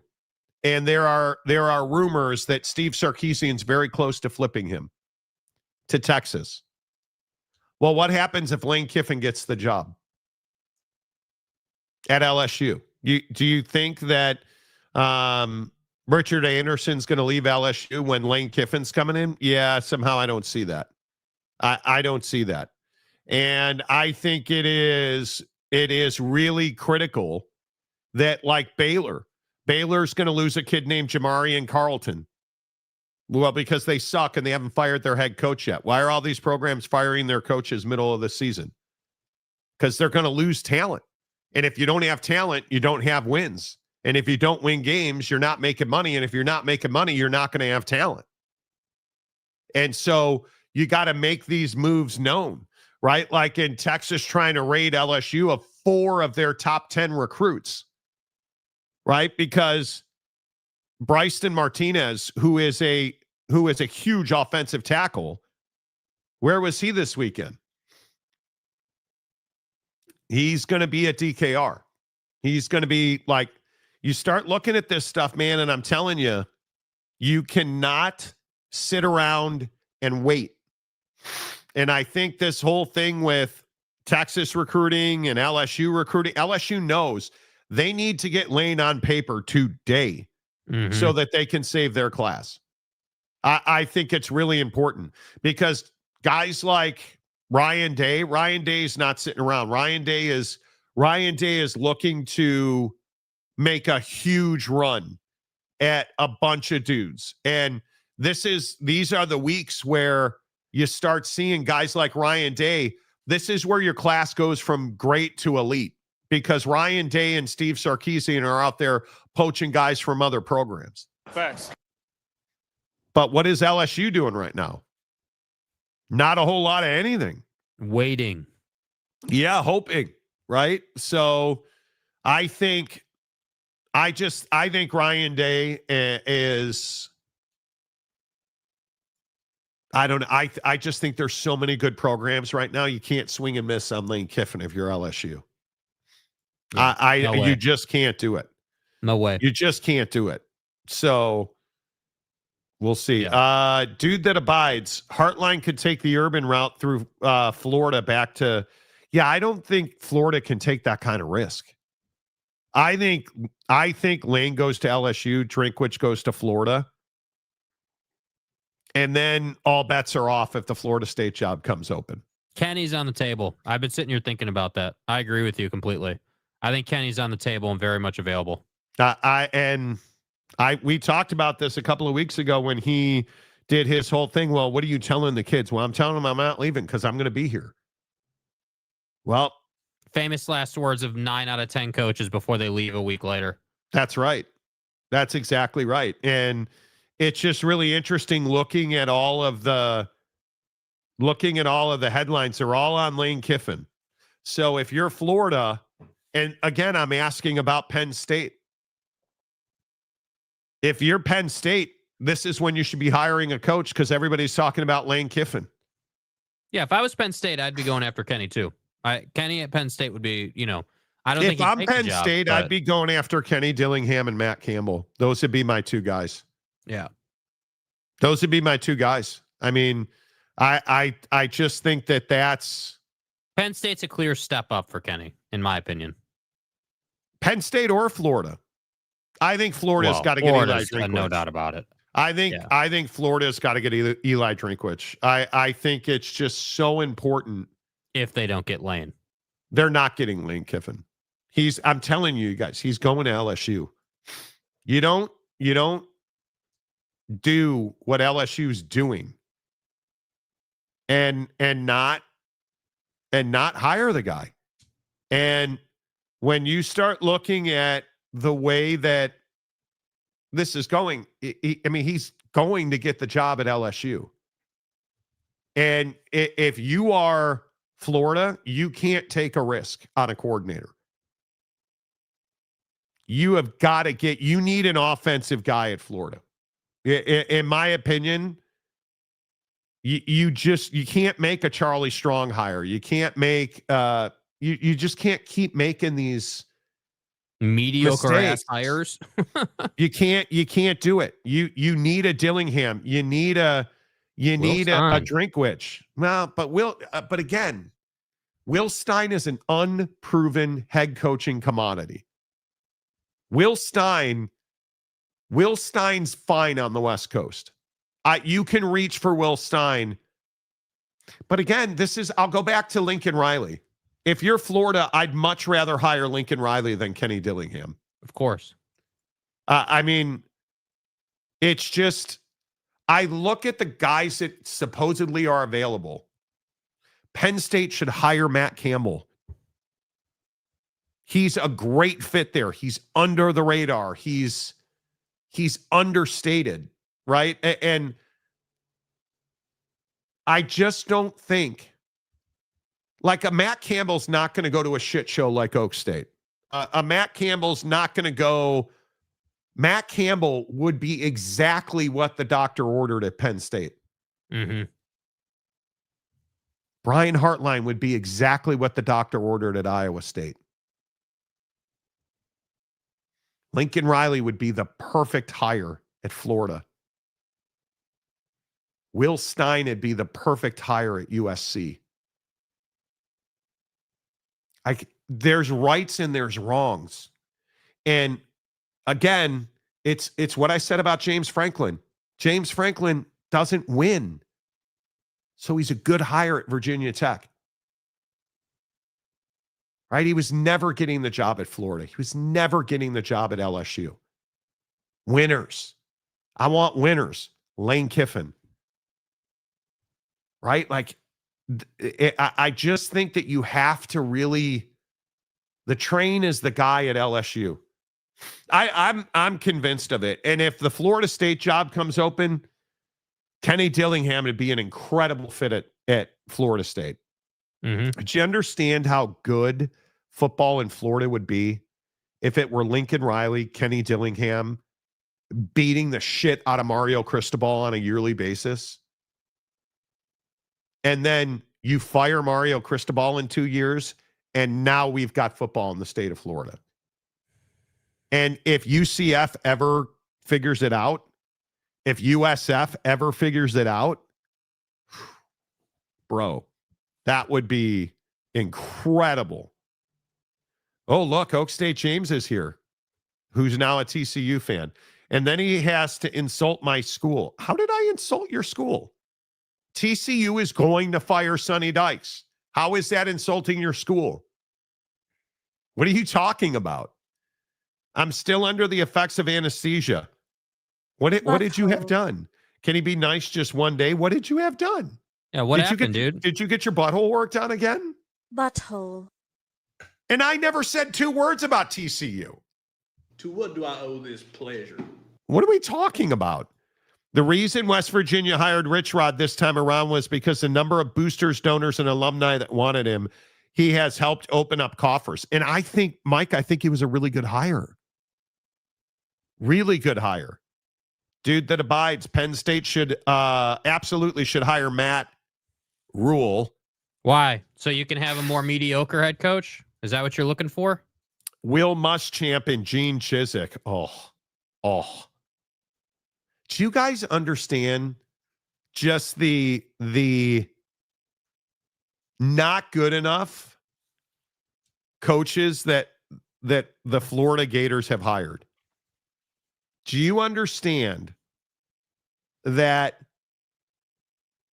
Billy Napier, like for instance, like think about who was the white guy after Spurrier? Ron Zook, Mr. Illinois. Bro said the white guy after Spurrier. Because he's got white hair. Charlie Strong, Urban Meyer. 65. Pervin Liar, 65-15, the bar owner was. Then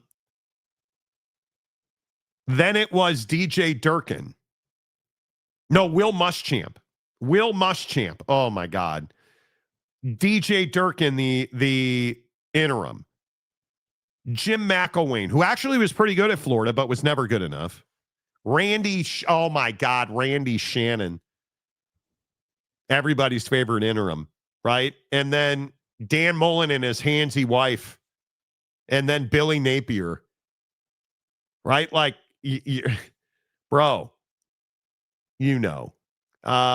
Florida State needs to keep Norvell. Keep him for a decade. Yes, they do. Exactly right. West Virginia Buckeye. Franklin to Virginia Tech. Perfect fit. Totally agree. Scope. Well, you know you can't swallow mouthwash, so don't drink Scope. He is a sick puppy. How did you not insult his school? I should have probably insulted TCU, but, you know. Paxton, hello. We've been talking a lot of Texas. And make Rule question his entire existence for not taking that job. It's a massive get on the boat, off the boat moment in college football. Totally. You insulted Oak State. Oh, I thought you said I insulted your school. My bad. That's out of the window. I must have misread your comment. I try to read your whole comment, but I must have misread it. The Horny Frogs were embarrassed over the weekend. So, I don't know. Yeah, TCU is, they're going to fire Sonny Dykes. I'm trying to be nice to you today, so I won't say anything bad about TCU. Boy. But, yeah. Oak State, on the other hand, sucks, dude. Yeah, They're Oak terrible. State's a shit show. What a dumpster fire. One of the worst jobs in college football, dude.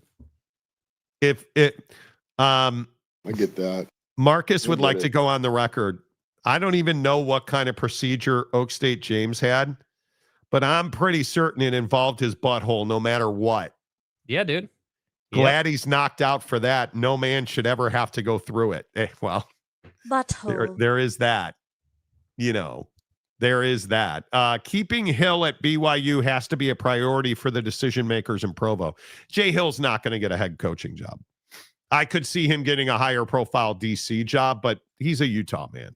So, TCU James, I agree with Monty about Penn State. Matt Campbell would be a great fit. There you go.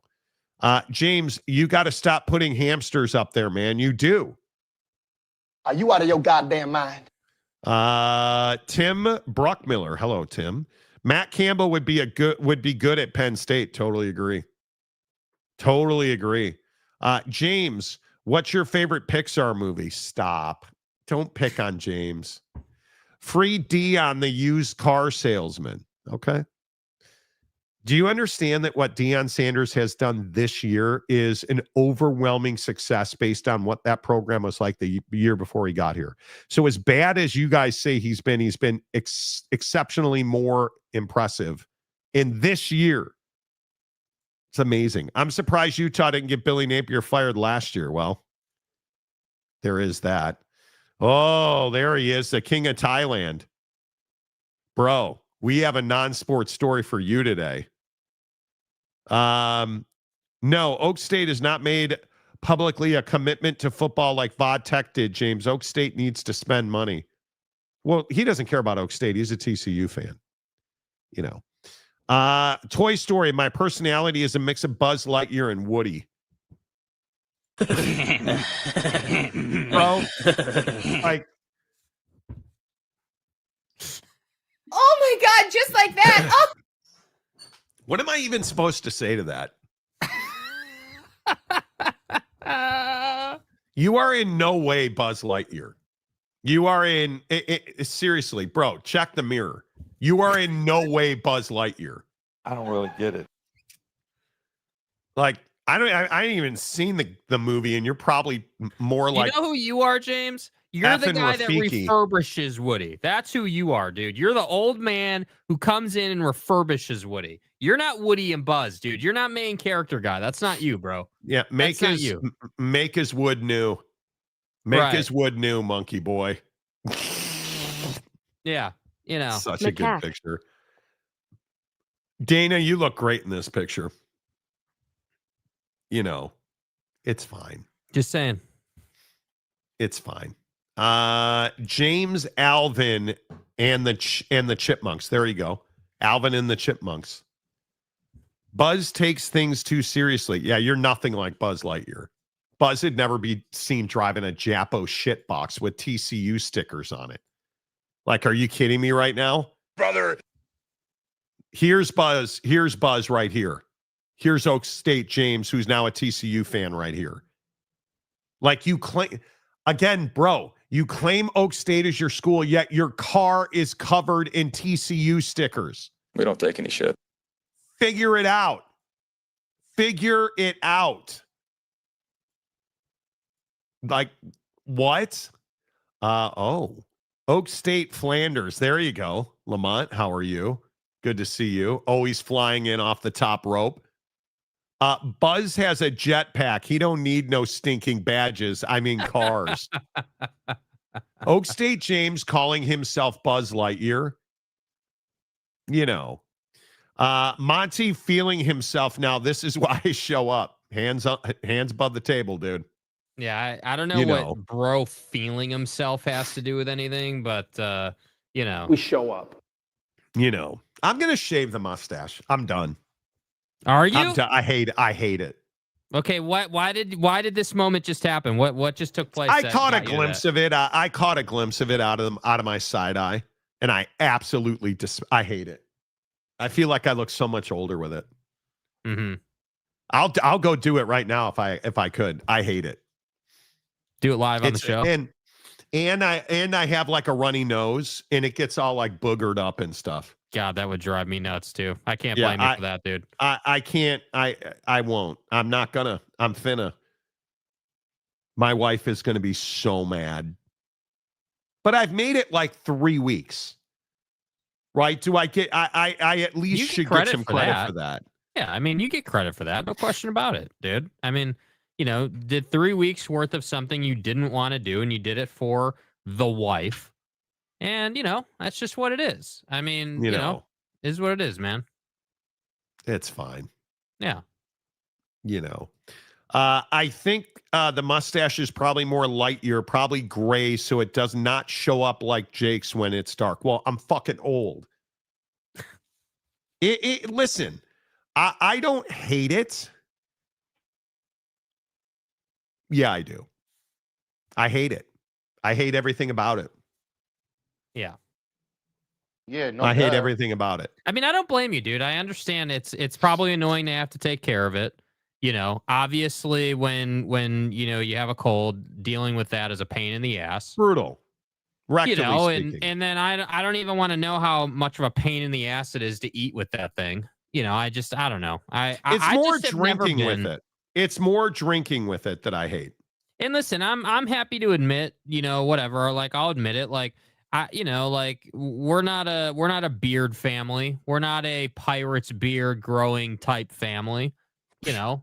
So I just think it's I don't know, bro. I think that it is. Some people have that and some people don't, and it's cool if you don't. It ain't a big deal. It's not.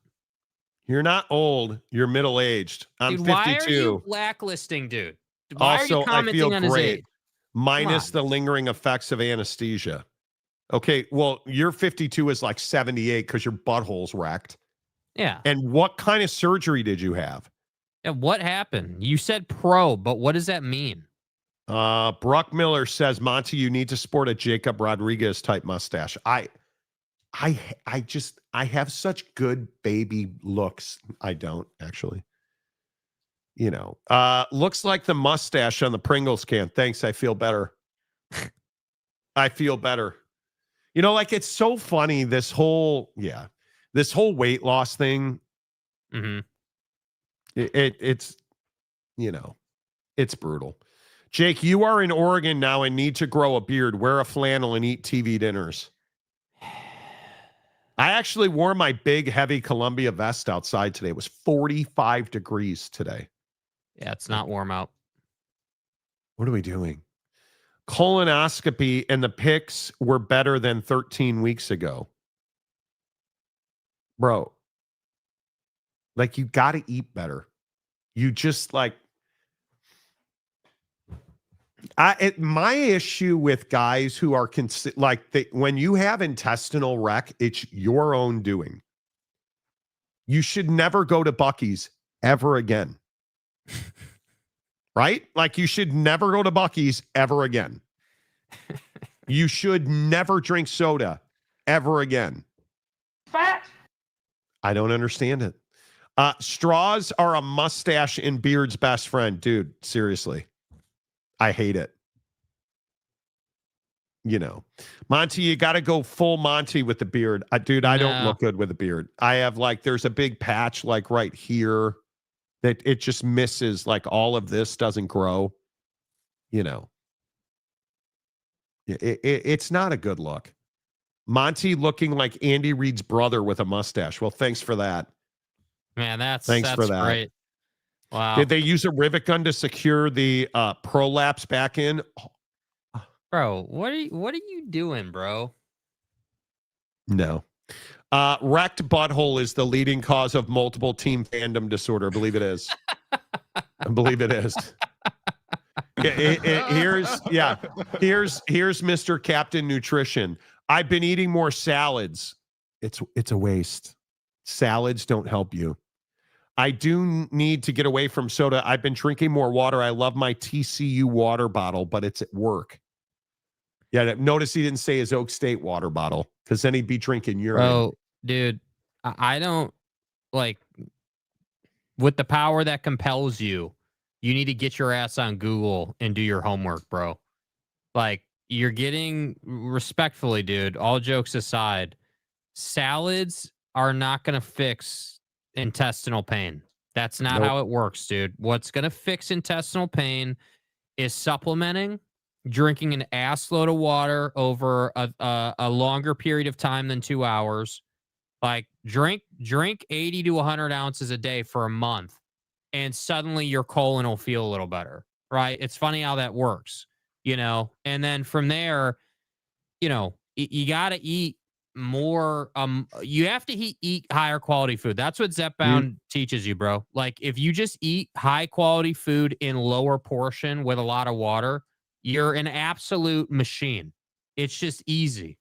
I think people believe they can eat salads, and salad is fine. You need fiber, soluble fiber. You need chia seeds. You need whole vegetables. You need berries. You need things that are not going to just simply run through your intestines. The problem with salad is you don't really break it down, and it's not something that you're getting a third to a quarter of it, right? Like it is. Now you want to talk about hydrating? That you eat salad, that'll help you stay a little more hydrated. There's water in the vegetable. Yeah, so that's why you should eat grapes. Yeah, Grapes are a fantastic source for hydration, right? And it also depends on the type of lettuce you're eating. But I'm just telling you, we think that salads are this amazing thing. Do you understand what makes a salad healthy is not the lettuce? It's more of how much dressing are you putting on it? That's the real thing. But when you look at lettuce on the whole, it's just not the impact that most people think it has. It is not the worst thing. It is not the best thing. So I wish people could stop eating gas station food, right? I think if you're going to eat salads, James, I hope you put things like broccoli. I hope you eat spinach. I hope you eat beans in those salads, right? Like you really need to, when you're having multiple colonoscopies at a time, that is a huge indicator of a question about your health. Salads are 0-calorie fillers plus calories for dressing. Yeah, the dressing usually defines. Well, QT is amazing. QT, I'm not even going to argue with you on that. It's not Maverick. Yeah. It's not Buc-ee's, but QT is pretty good. I can't comment on Buc-ee's, dude. Haven't actually had a Buc-ee's experience in my life yet. Yeah. Yeah. I'm just telling you, you guys forget what you think you know about nutrition, because when you really get into it, it'll blow your mind what you don't know. And what you don't understand about fiber and the different kinds of fiber and what salads do not do for you. Like it is Bro just said he's doing a research project, and that's why you had a scope? I don't believe you. Nobody does multiple colonoscopies for fun. It is a miserable process. You better be making that bread if you're doing that, dude. There better be money. Fish is the best for you. Depends. On its face, sure. You get a lot of omegas in fish, and how are you cooking it? What kind of fish is it? How much butter are you having on it? A lot of stuff like that, The wife and I went from fall to spring with complete calorie diet. We ate one meal a day, a salad, and many times used taco sauce for dressing, as it had 0 calories, lost 50 pounds. The things in salads that are not great for you. A lot of people will put meat in their salad. And usually that destroys the caloric benefit of eating a salad. The dressing you use, any dressing that says low fat generally is out. If you have to use dressing, oil and vinegar or things like salsa, fantastic substitution. Not tough. James is the guinea pig, and we all benefit from it one day. I hope so. James doing research on pedo priests and now has scopes for research. Like, I just don't believe it. Nobody is getting colonoscopies multiple times a year. You must have been paid. If it's true, you must have been paid. There's no, why else would you do it? I have been a rich man and I have been a poor man, and I choose rich every time. Right? Like, dude. Yeah. Gee, olive oil and coconut oil and apple cider vinegar. Ghee, no. Olive oil, yes. Coconut and apple cider vinegar is one of the most overrated things on the planet. Overrated. I freaking love a good salad. Me too. Mm-hmm. Me too. That's a science project. Sounds like a not fun project to participate in. Oh, I got paid for it. Okay. Okay. Sure hope so, bro. I do sure hope so. I really do sure hope so. You know.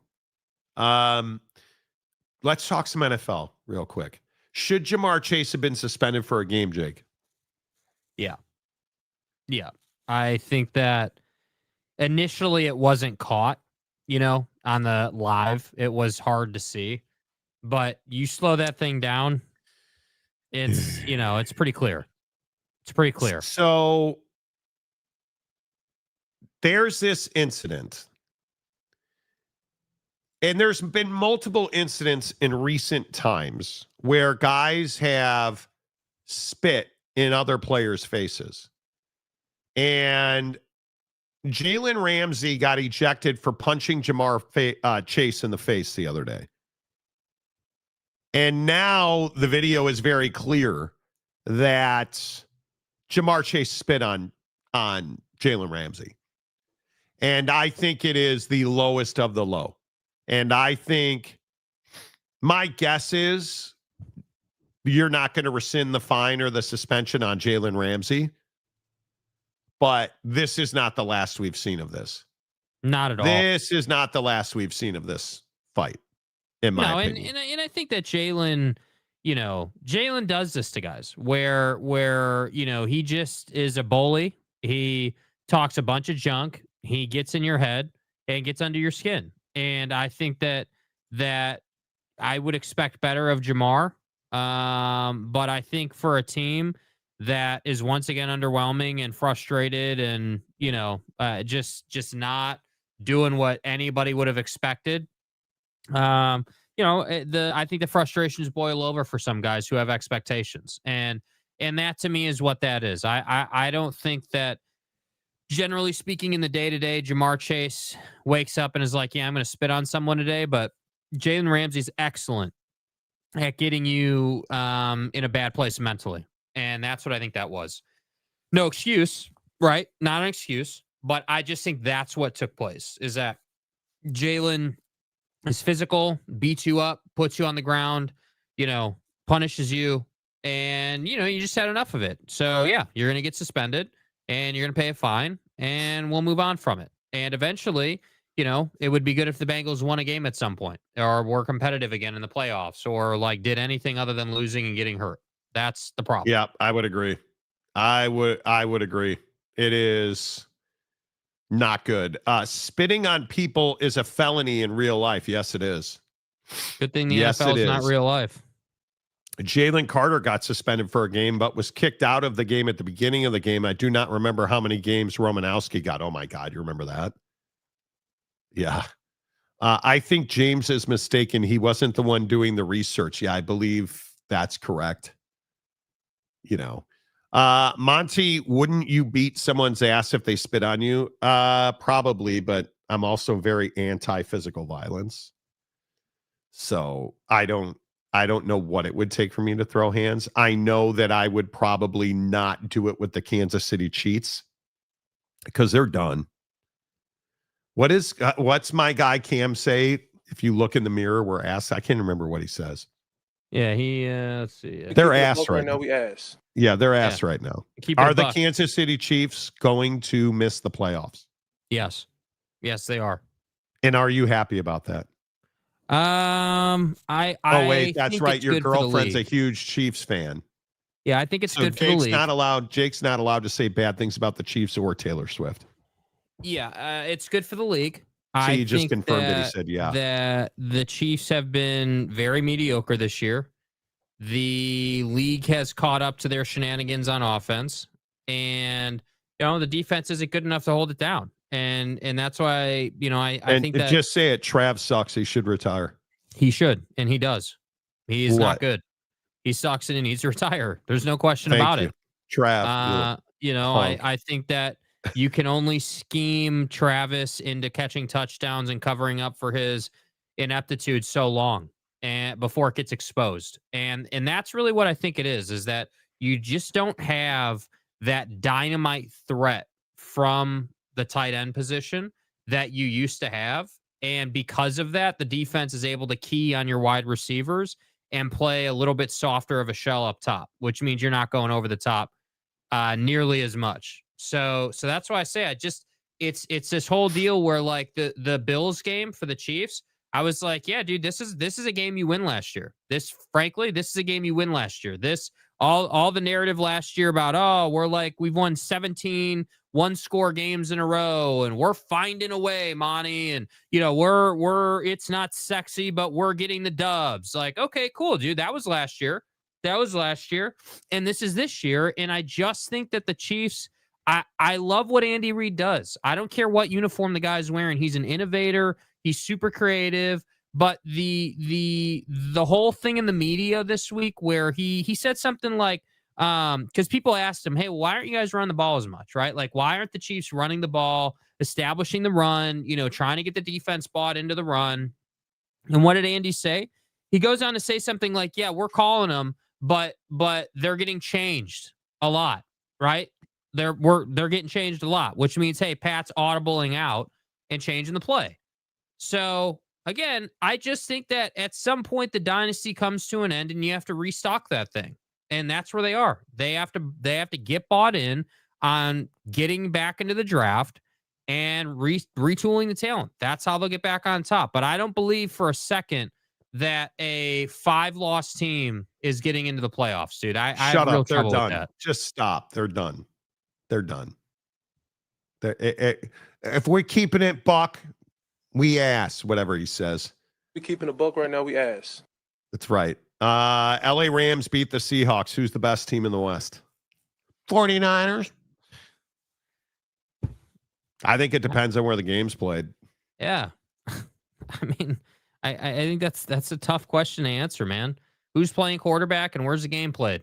Like, I mean, I think the 49ers are, I don't know. I want to believe, I love the Mac Jones story this year. Obviously Buddy's back. Okay. Buddy. You mean cool. Brocktober? Yeah. Mr. I make too much money and never play. Mr. I went into the media and explained that, hey, like, I re-aggravated my foot injury or whatever. And, then, everyone's wondering, well, why aren't you pushing off your foot in this comeback? Because there's clear video of Brock Purdy not using that foot in his throwing motion and being an all-arm passer, which is going to come back to get him because he's not 6'4" and he's not 230 pounds. And so I just, I don't know. It's clear. Obviously, the Cardinals are not in this conversation for who's the best out West, obviously. And I want to say it's the Rams. I think that they have a lot of good things going on, but I tend to agree with you. I mean, again, Rams on the road somewhere in a tough environment, that's not a gimme. That's not an absolute. So I agree. Who's playing quarterback and where's the games played, that tells you everything you need to know. I think it's the Seattle Seahawks, and I think Sam Darnold's the best quarterback in that division. And, I don't even have much of a doubt about that. I think that the way Darnold's playing absolutely separates him. And you saw Matt Stafford have not the prettiest game. It's something like 130 yards, but he had 2 touchdowns. And I think Puka Nacua might be the most underrated wide receiver in the NFL. And the other guy that nobody's talking about, and I hope that we start talking about him again, is Devontae Adams, because he just keeps catching touchdowns. And I think the guy is absolutely a game changer for Stafford. I want to say he's got 43 catches and 10 touchdowns. It's a stupid number. And I don't even know how you explain that. But it's incredible. It is absolutely incredible. And, not everybody can be the Chicago Bears, who are the best team in the best division. Not everybody gets to be what we are, which is terrible on defense and just a little better on offense. And we still lead the division because, well, the Packers are a bunch of clowns. We keeping a book right now, we ass. Jordan Love can't be trusted. I'm just telling you. Nope. And I think, real quick, I would also point out Quinnen Williams looked awfully good for the Cowboys last night. Now, it was the Raiders, and Pete Carroll's probably being propped up. He's a skin suit right now. Quentin Williams looked real good with that sack and a half. So I just have one question for the Raiders, dude. Just one question, bro. Why did you draft number 6 and take Buddy if you're not going to run the football? Yeah, I don't know. Like what? And listen, I understand. I understand that Tom Brady and Bullcut thought it was a good idea to draft Ashton Ginty, and they thought that Pete Carroll would be an upgrade to Antonio Pierce, which I think we all were like, yeah, that should be an upgrade. You know, he's older, still chews a lot of gum, but, you know, has experience and would be an upgrade. But here we are, once again, Max Crosby, you know, and anybody else on that team doing media, talking about how it's ready to win and culture's different every year and we got to figure it out, yada, yada, yada. Where have we heard this before? So I don't know what the Raiders are supposed to be. I mean, that was embarrassing last night. I mean, the real question is, where did Geno Smith go? I mean, this is a guy that was dominating. This is a guy at times was one of the best quarterbacks in the league on any given week. And now is just ass. Just not good, like just terrible. Like, so he can sit up there and be like, hey, oh, your car broke down? Blame it on me. Oh, we can't run the football? Blame it on me. We don't look good? Blame it on me. Okay, well, that's cool, dude, but you guys are terrible, and it's not just on you. You just happen to be the quarterback right now. What? Like, I don't know how they fix that, dude. And so, no, I'm not going to sit here and be like, yeah, man, Cowboys, that was a get-back game for them. They looked real good. I think that was more on the Raiders than the Cowboys. Quentin Williams be damned, because I agree he did play well. Yeah, I think it'll be interesting to see how all this plays out, but Chicago Bears are in first place, and we need to recognize their greatness. And yeah, you must be happy. You know, when you talk about the best teams in the NFL, the Bears have to be in the conversation. And you know, going to the Super Bowl and Stay home. You know, winning the Heisman Trophy, and that's in college. Anyway, the point is, the Bears cleavage prior's been really good, dude. The Bears are not. First of all, shut up. You don't even have a football team. So you criticizing my football team is not. Dude, I grew up a Bears fan with Brian Urlacher, dude. What are you talking about? All the way off. You're not a Bears fan. Okay. See, you do this shit all the time. All right, well, I'm a Cubs fan, Monty. All right, bro. Look, James, relax. You're a Chiefs fan. No, I'm not. Yes, you are. No, I'm not. Yes, you are. No, I'm not. Yes, Jake's ball and chain is a huge Chiefs fan. So he has no choice but to listen to Taylor Swift. That's not going to take place here. So you're not like, you don't have a college team. You like not anymore after that embarrassment on Alabama. Whatever the hell that was. The Toronto Argonauts is probably your favorite football team. The Toronto Argonauts. And now you want to ride the Bears bandwagon because Titty Suckler is actually playing good quarterback. And I just don't want. You're not getting on this bandwagon. You're not getting on this bandwagon. Okay, dude. Whatever you say, man. Yeah, Whatever Mike. You Jake say, never dude. admits to having a college or NFL fan so he can evade criticism. Shut your mouth, Jake. Yeah, that's why. That's why. It's 100% why. That's why. Oh, okay, dude, look at my vest. Oh, look at my vest. Okay. Let's go Argos. Let's go Argos. Look at my vest. Look how cool my vest is. Toronto Argonauts winning the whole fucking thing, bro. And I'm going to be wearing this vest when they do. Shut up. Oh, God, there he is. Big Daddy Magic. Bills play the Texans on Thursday. Okay, Tim? Who okay, cares? EDM. You and your average ass football team. Who cares, bro? Until you have a defense, there's nothing to talk about. Yeah, and you're a BYU fan, so you just ride the BYU wave. Yeah, Big Daddy Magic. Yeah, you know. How come you haven't sent me any videos lately? Has he sent me video? I don't even know why I even look at your videos, and he's so mad at me because of something. I won't buy him weed. He's kind of gone off the reservation. He has not sent me any videos lately. Okay. Let's see. Hey, player, you stay away from bay weed. It's horrible. I want to smoke it unless it's the last thing I had to smoke. Now listen, let me be your weed guy, and it will be the best decision you made since you married your smoke show wife, Mrs. Monty. The things I do for you, the harder goal I have. And he pulls his shirt down to show me his heart. Way. You hear him listening to the Your show in the mental background. integrity will be wonderful once you start smoking weed. It'll help you in the bedroom, too. Bro, I didn't need help in the bedroom this weekend. Hot Victor's going to be out for a few weeks. Oh, God, Victor! Did Draymond And you beat don't his need ass? to buy me a red long-sleeve 3X Buffalo Bills logo T-shirt.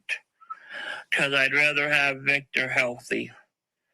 But on Black Friday, if you can find a Buffalo Bills logo 3X. Now he's dropping red Black jersey Friday by sales on me. anyone else, I don't need. Okay. Okay. And you need to be more mad about the BYU DUI. That means he was driving drunk. AJ Jabans was on nationwide TV, worldwide TV. Everybody watched him in amazement. BYU and he fan. had to have the embarrassment of some dumbass in the DUI. AJ Jabans, one half of Big Daddy's Twin Towers of Delight. The other guy is Victor Wembanyama. Never Now heard of you him. know. Never heard of him. Okay. I mean, listen, dude, I Jake and I thought about you, which is to say we laughed when we heard about Victor being out because we knew that you were probably just going to blaze a huge bowl to get over that pain when you lose your lover like that, Jake's girlfriend is a smart lady. Trust me, Jake watching a game at Arrowhead is amazing. Man, that's right. You're not a Cowboys fan anymore. Hey, give Jake credit. This is an evil genius plan. Could be. BDM's not buffering. He's just high. Exactly. Yeah. Right. Oh yeah. Mr. Toothpick is hurt again. Victor needs to put on weight. Mr. Toothpick. Dougie Fresh. Today was crappy until I heard the daily Big Daddy Magic monologue. Exactly right. Mapes. Don't you have to go on the reservation to get the sticky icky? Probably. Dude, there are weed dispensaries on every corner in Seattle. Did you guys hear that we just got like some crazy old bag has like some bird flu that's never been seen before? No. What is and this now we're all going to die in Washington. Washington. Yeah, there's some crazy avian flu thing. Washington resident hospitalized with virus never before seen in humans. The patient, an older adult with underlying conditions, was hospitalized with a strain of bird flu early in November after suffering a high fever, confusion, severe breathing difficulties. They were first treated by doctors in Grays Harbor County, about 100 miles west of Seattle, before being transferred to an unnamed hospital in King County. Great. So you brought him into the city? Lab tests confirmed the patient was infected with H5N5, a strain of bird flu previously detected in animals, but never recorded in humans. Hydroxychloroquine. Officials have stressed that the risk to the public remains low. Oh, I'm sure. H5N5 is not a new strain or completely new virus. It's just first time we know that it's been infected in a human. Yeah, thanks for that. He is a sick puppy. Don't let her spread her feces everywhere. Because I need that in my life.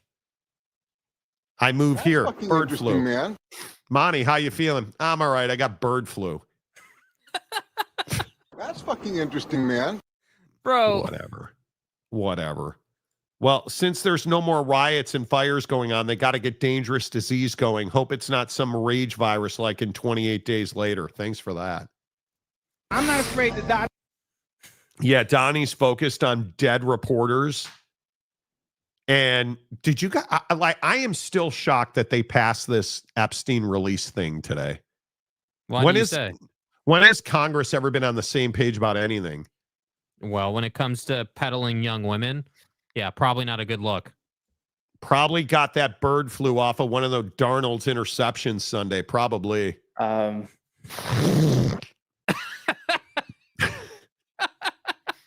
The good news is I'm on the back side of it, and I'm shaving this mustache as soon as the show's over. How about that?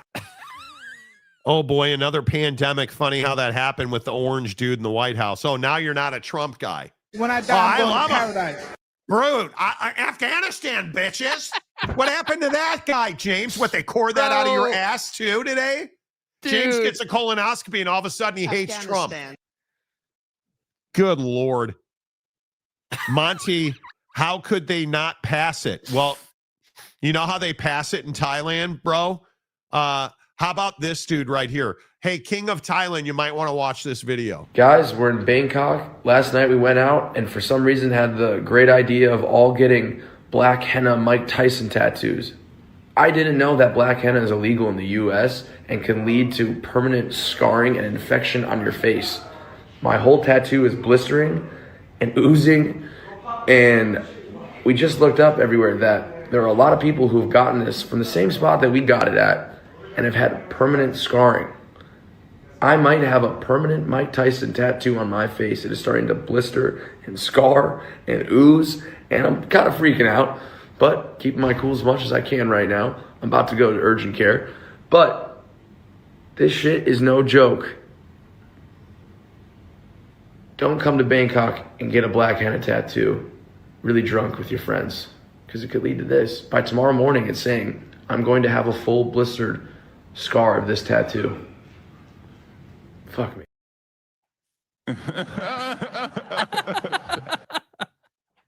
Would you ever get your face tattooed, Jake? No, never under any circumstance. Who the fuck is knocking on my door every day in this town? Now we got to know. Go check it. Who is it? Well, Monty, Epstein, you is at the door, Monty. You got to answer that thing. Damn. Phenomenal brew. The Epstein file is going to be super cleansed as hell. The only thing you might find is someone inserting Penn State in the files. Facts. Facts, bro. Facts. That's what I was saying earlier, is that there's not anything that's like, I think that everyone's voting for because they're going to be heavily redacted. And they just want to try to get past it. That's all they care about. It's all they care about. That's it. Never make life-changing decisions while drunk. Never get a face tattoo. Says the guy doing a research project on his butthole. Like, what do you mean, dude? What do you mean? Like, dude's out here getting a... Okay, I've seen some shit in my lifetime. Oh, boy. I'm not... This is... Do you guys ever do you ever go through a stretch in your life where everything is off? Like you're just, everything's off. I got this cold, now bird flu in my nose. You know how just everything's off? So I ordered the Rolex, right? Yeah. It's delivered. It's here now. You know how I know it's here now? Well, because that was a mailman who came to my door to make sure that I knew it was delivered, and I had to sign for it. Okay. It's downstairs in the package locker. What? You left it in the package locker, but still came up to the unit to do what? So let me get this right. I'm not a smart man. I understand this. Dude, what are we doing? Like, you brought your little sign for the package thing upstairs. no, hey, Monty. Hey, Monty. You brought the sign for the package thing. And I'm not a smart guy, but you didn't bring the package upstairs. You came and knocked on the door to have me sign for the package that is not at the door. It's downstairs. Like it's just what this week has been. I did get the Louis Connect. Mm-hmm. Yeah, the Louis Connect took care of me. Look at that thing, you guys. Bro, did you just take that out of your pocket? Yeah, bro. Look at that thing. This thing is unbelievable. It is. Hold on, that fits in your pocket. Yes, it's a billfold, and it is amazing. It is amazeballs. I saw this in person. So before I order from the Louis Connect, I go and look at it in the store. I want to put my hands on it. This stupid wallet, and I want to get the price right. This wallet, how much, Jake, if you had to guess? 2,000. Has to be at least 2,000. It's the black colorway, which in my opinion is one of the most coveted. One. But then two, it's not just a wallet, right? It's like a bigger fold. Which, it is a which fold. Allows them to sell it for more. So my guess is that you're probably, without knowing at all, my guess would be that you're probably looking at low 2,000s for that if you buy it direct from Louis. For this particular item right here, yeah, you are looking at $1,645 for this right here. This model with the inside zipper and all of that. Because it's got like a zipper pouch like on the inside. I don't know if you guys can see this zipper pouch right here, and it is so beautiful. Like it is the way that it's embossed, and so that showed up yesterday, and unbelievable. My wife loved the bag I got her, and she got the same sling that I have, but in brown with green accents. Like awesome. So this super clone is supposed to be here today. And you just gotta, why don't you just bring it? Just bring it. Like, what are you doing? Now I got to go downstairs after the show and get the Rolo. I could have opened it right here on the show. But now that's not going to happen. I was actually happy to see him. The mailman has one job. Bring the man his watch. Didn't bring the watch. And it's a beautiful watch. It is a beautiful watch. I'm super stoked to get it. So, come on down. You're the next contestant. Exactly right. Gumby says, my Louis has been the one wallet that's withstood my use and abuse. I vouch for Louis. Dude, it is. You guys, this thing is... This plug that I have at Louis. And the crazy thing is, the bags, when you put your phone in the bag, it pulls up the Louis Vuitton website and app. Like everything about it is authentic. You get all the papers, and it's amazing. And how much did I pay for this wallet? $48. That's what's so amazing. And it is so soft, and it's everything that you want, dude. Like it is everything that you want. The zippers, the jewelry on it, the clasp. I got a big duffel bag as well. Dude. I'm telling you, the Connect is real.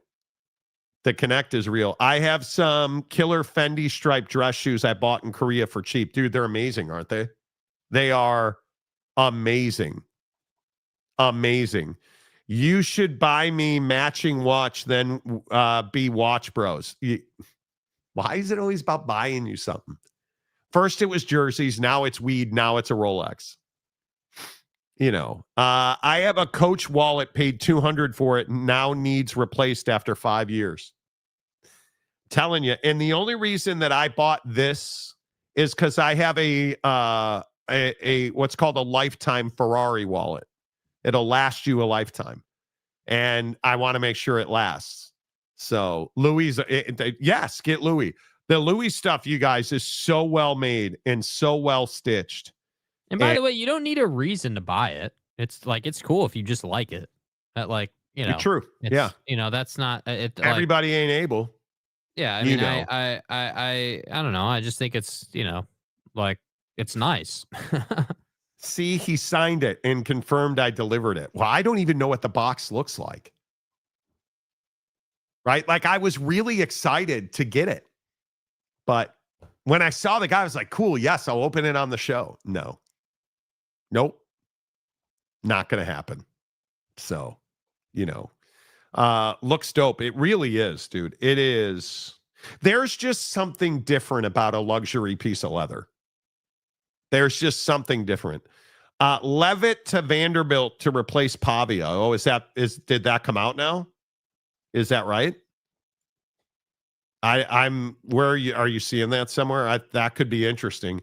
I just don't know why he would leave Arizona State for Vanderbilt. Why would you do that? I have no idea why you would do that. Doesn't make a lot of sense. No, just my prediction. Oh, okay. All right, cool. Yeah, so what do you guys make of this Bangkok tattoo thing? Where'd you leave this, Jake?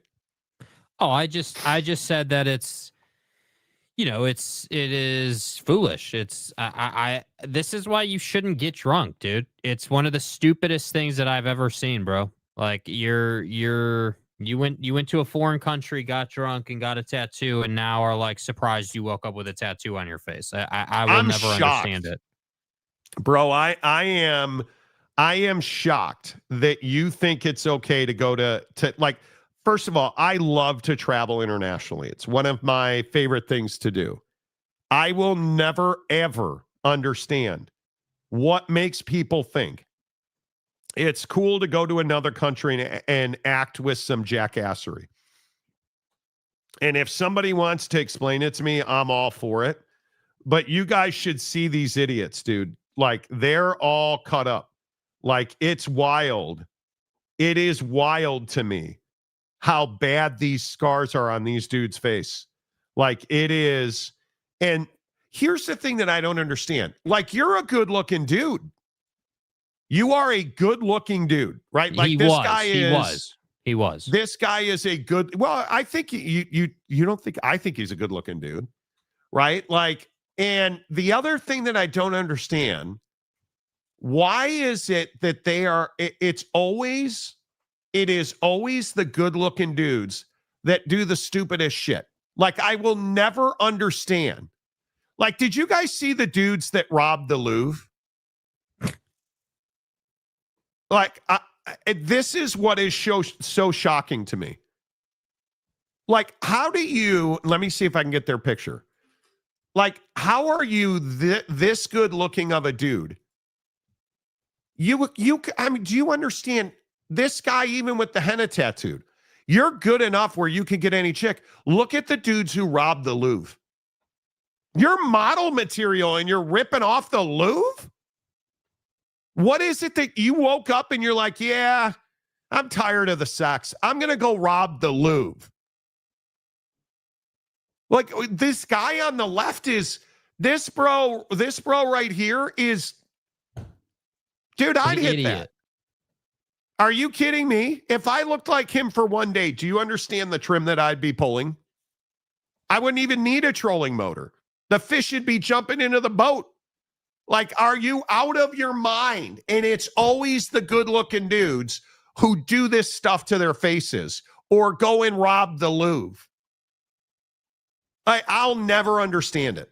I will never understand it. Those guys needed jewelry for their modeling headshots, I guess. Apparently. I guess. Yeah, I don't get it, dude. I'll never understand it, bro. These guys just have an arrogance complex about them that puts them in such bad positions. Just be a nice guy. It's not hard. It's exactly right. Exactly right. Like, I am amazed by it. I am absolutely amazed by it. Anyway, Jake, do you want to do the millennial marriage problems? Sure. I was unaware of this. What is this now? What's terrible about our generation this time? Women who are getting married, millennial and Gen Z women, are refusing to take their husband's name. They Why are is that? all keeping their maiden names because they're dumb. I mean, this is so crazy to me. Like, when you get married, do you need your wife to take your name? Yeah, I mean, I think that's part of it for sure. I mean, what if she says no? I'm not doing it. I honestly don't know. I Have you guys talked about it? Yeah, we have. What has she said about it? That she would and wants to. Okay. That she's down. I don't understand. Like, is this just a custom thing that now we're all used to? Or are we... I think that the millennial generation went through a very large, like women's empowerment wave. And maybe that's why this is. I don't know. I mean, I'm purely speculating. I don't know. Maybe this is a trend. Maybe this is some kind of, this is what we do now. I really don't know. I had not heard about this at all. I could not tell you. I was unaware that this was like a thing. Let me ask you this. Are you more surprised at this headline? No. AI, you guys, that says AI relationships are on the rise. So much so that it's driving a divorce boom. There's so many people dating AI people Bots. that now they're concerned. And look at my picture flashing now. I'm talking about AI. Now they're concerned that it's going to fuel a divorce boom. Are we this bad at relationships with humans that now we're falling in love with AI bots? Is that who we become? I mean, I guess I can't say I'm surprised. I don't put crap like this past anybody younger than me, dude. If you grew up with an iPhone in your hand and all you knew from the dating world was dating apps, this doesn't surprise me, bro, at all, even a little bit. If you are forearm strengthening with an AI wife or AI girlfriend, and you're getting your 21 times a month in, are you committing adultery? Well, yeah. If you're married to a human being, yeah, you are. So then, how does this headline strike you? This is real. This is real. Michigan, Wisconsin, and Oklahoma, adultery is a felony, punishable 5 years in prison or a $10,000 fine in Wisconsin. Should you go to jail for cheating on your significant other with an AI lover? Yeah, I mean, that's just wild, dude. That's wild. 21, can you do something for me? Oh my God, we're so fucked. Millennials are running the country. Let's go. Let me get this right. You idiots are going to jail for adultery because you're banging Manti Te'o's girlfriend. That's what you're telling me. Bro, Johnny, dude. We're in Johnny. a place in this country where you guys can't even cheat on your significant others correctly. Oh, exactly. Do something for me. Yeah. Bro, this is crazy. So let me get this right. You won't take your husband's last name. Said husband then falls in love with whatever the hell the AI girlfriend Falls is in love with, and then you have your dog. So you fall in love with an AI girlfriend who your wife catches you cheating on her with. She divorces you. You go to jail. She keeps the house. And you get real love in prison. I've been a poor man, and I choose rich every fucking time. quote, real love in prison. Oh my God, just like that. Oh. And then you go the TCU James route and you get your butthole cored out several times a year. We keeping a book right now, we ass. We are really doing this where we're cheating on our spouses with AI lovers and getting divorced over adultery. Yes, only in America. Yeah, dude. Only in America. And I'll see you in Valhalla. Like, yeah. What is wrong with you guys? What is Jake? I don't know. What is wrong? What is wrong with you? I don't know. I don't Why know are what millennials these people are so out here doing. fucked up? I Why don't know. are you guys so bent? We are trash. We are fucked up. We are terrible. And I don't know why, dude. I don't know why. And I don't know what would ever compel someone to get into a relationship on paper in a legal capacity with a robot. I don't know. It's not that you're in a relation. The problem is you're in a relationship with a human who caught you cheating with a robot who then divorced you and turned you into authorities. The Iraq, exactly. Yeah, I mean, Jake's, this is Miss Teen, USA, South Carolina. Iraq. I personally believe that my wife hates me, and I need a map, such as in to my AI robot person, to feel better. I just got the notification I have a package downstairs. Oh, it's not like dude rolled up to your door at any point. Oh my God. Idiots. Anyway, I just thought that was, I think it is the Puffy Jacket Club. I really do. Dude. I guess. Millennials are great. You guys are. You got anything to say? Quite frankly, fuck you. It's terrible. Driving a divorce. It's terrible. Boom. It's embarrassing. Honestly. What is it like to be in love with an AI girlfriend or spouse? I don't know. Comment section. Any thoughts? Are any of you, and this is not a safe space, are any of you in love with an AI girlfriend? Oh, yeah. James admitted that earlier this week. Remember? You remember. He said that we don't have the picture anymore. Homegirl that he said was not the right priest or whatever. Yes, and the right priest. Yeah. No, I've never met Jake's girlfriend. Never met her. Never met her. She caught her husband in the act and used a camera phone to capture the adultery evidence. Exactly. It is so weird. Porn is free and easy to get now. Our generation had to fight for that porn. Do you know how many VHS tapes I ruined?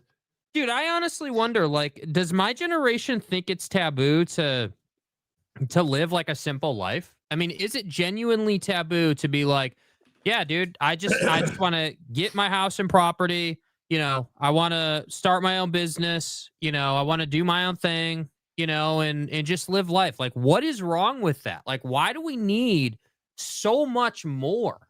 And this is what I said about that story we talked about last week where the ring wasn't good enough and, the wrong side. Dude, you're an idiot, bro. You are an absolute buffoon to be proposing to someone like that. I can't, honest to God, dude, I can't relate to people who think it's a good idea to have a relationship with an AI entity or whatever it is. I would never do that. I would rather just be single. It's fine. You'll meet someone eventually. I'm telling you, the issue is the process. The issue is millennial dudes are lazy as hell and don't want to put their dating prospects through the paces. You don't want to ask tough questions. You don't want to weed people out. You don't want to put people on the spot. You guys don't want to go on dates. You'll settle for lesser lives so you don't have to make the effort to find the life you want. But bro, lesser life used to mean hey, we can figure something out and we'll make it work and it's good. Bro, now lesser life means that you're dating an AI bot or like an AI person. Like what? Yep. I don't get it, dude. I don't either. I don't get it. I'm happy to be. I'll be old guy. Hey, I'm old. I'm unk now. Cool. Call me that because I'd rather be that than be part of my generation that's dating AI. That's absolutely embarrassing. It's I am. And then what do you do when ChatGPT was down for the last 12 hours? Yeah. Oh, my bad. Sorry. Cloudflare wasn't working. Yeah. Your girlfriend didn't show up today. Her and Manti Te'os are hanging out, and they'll be back in a few hours. Whatever will I do without my AI girlfriend when ChatGPT's down? Yeah. I guess your left hand's just going to have to get it done today, Slick. Good Lord. Yeah. Good Lord. That's wild to me that any dude would ever settle for that. I understand that there's like some situations where hey, like if you have, if you're in a really unfortunate position in life, you were dealt a bad hand, right? Like, hey, you have disability or you have some kind of something you deal with, whatever it is, right? Like people deal with that stuff. But I mean, yeah, obviously we know people,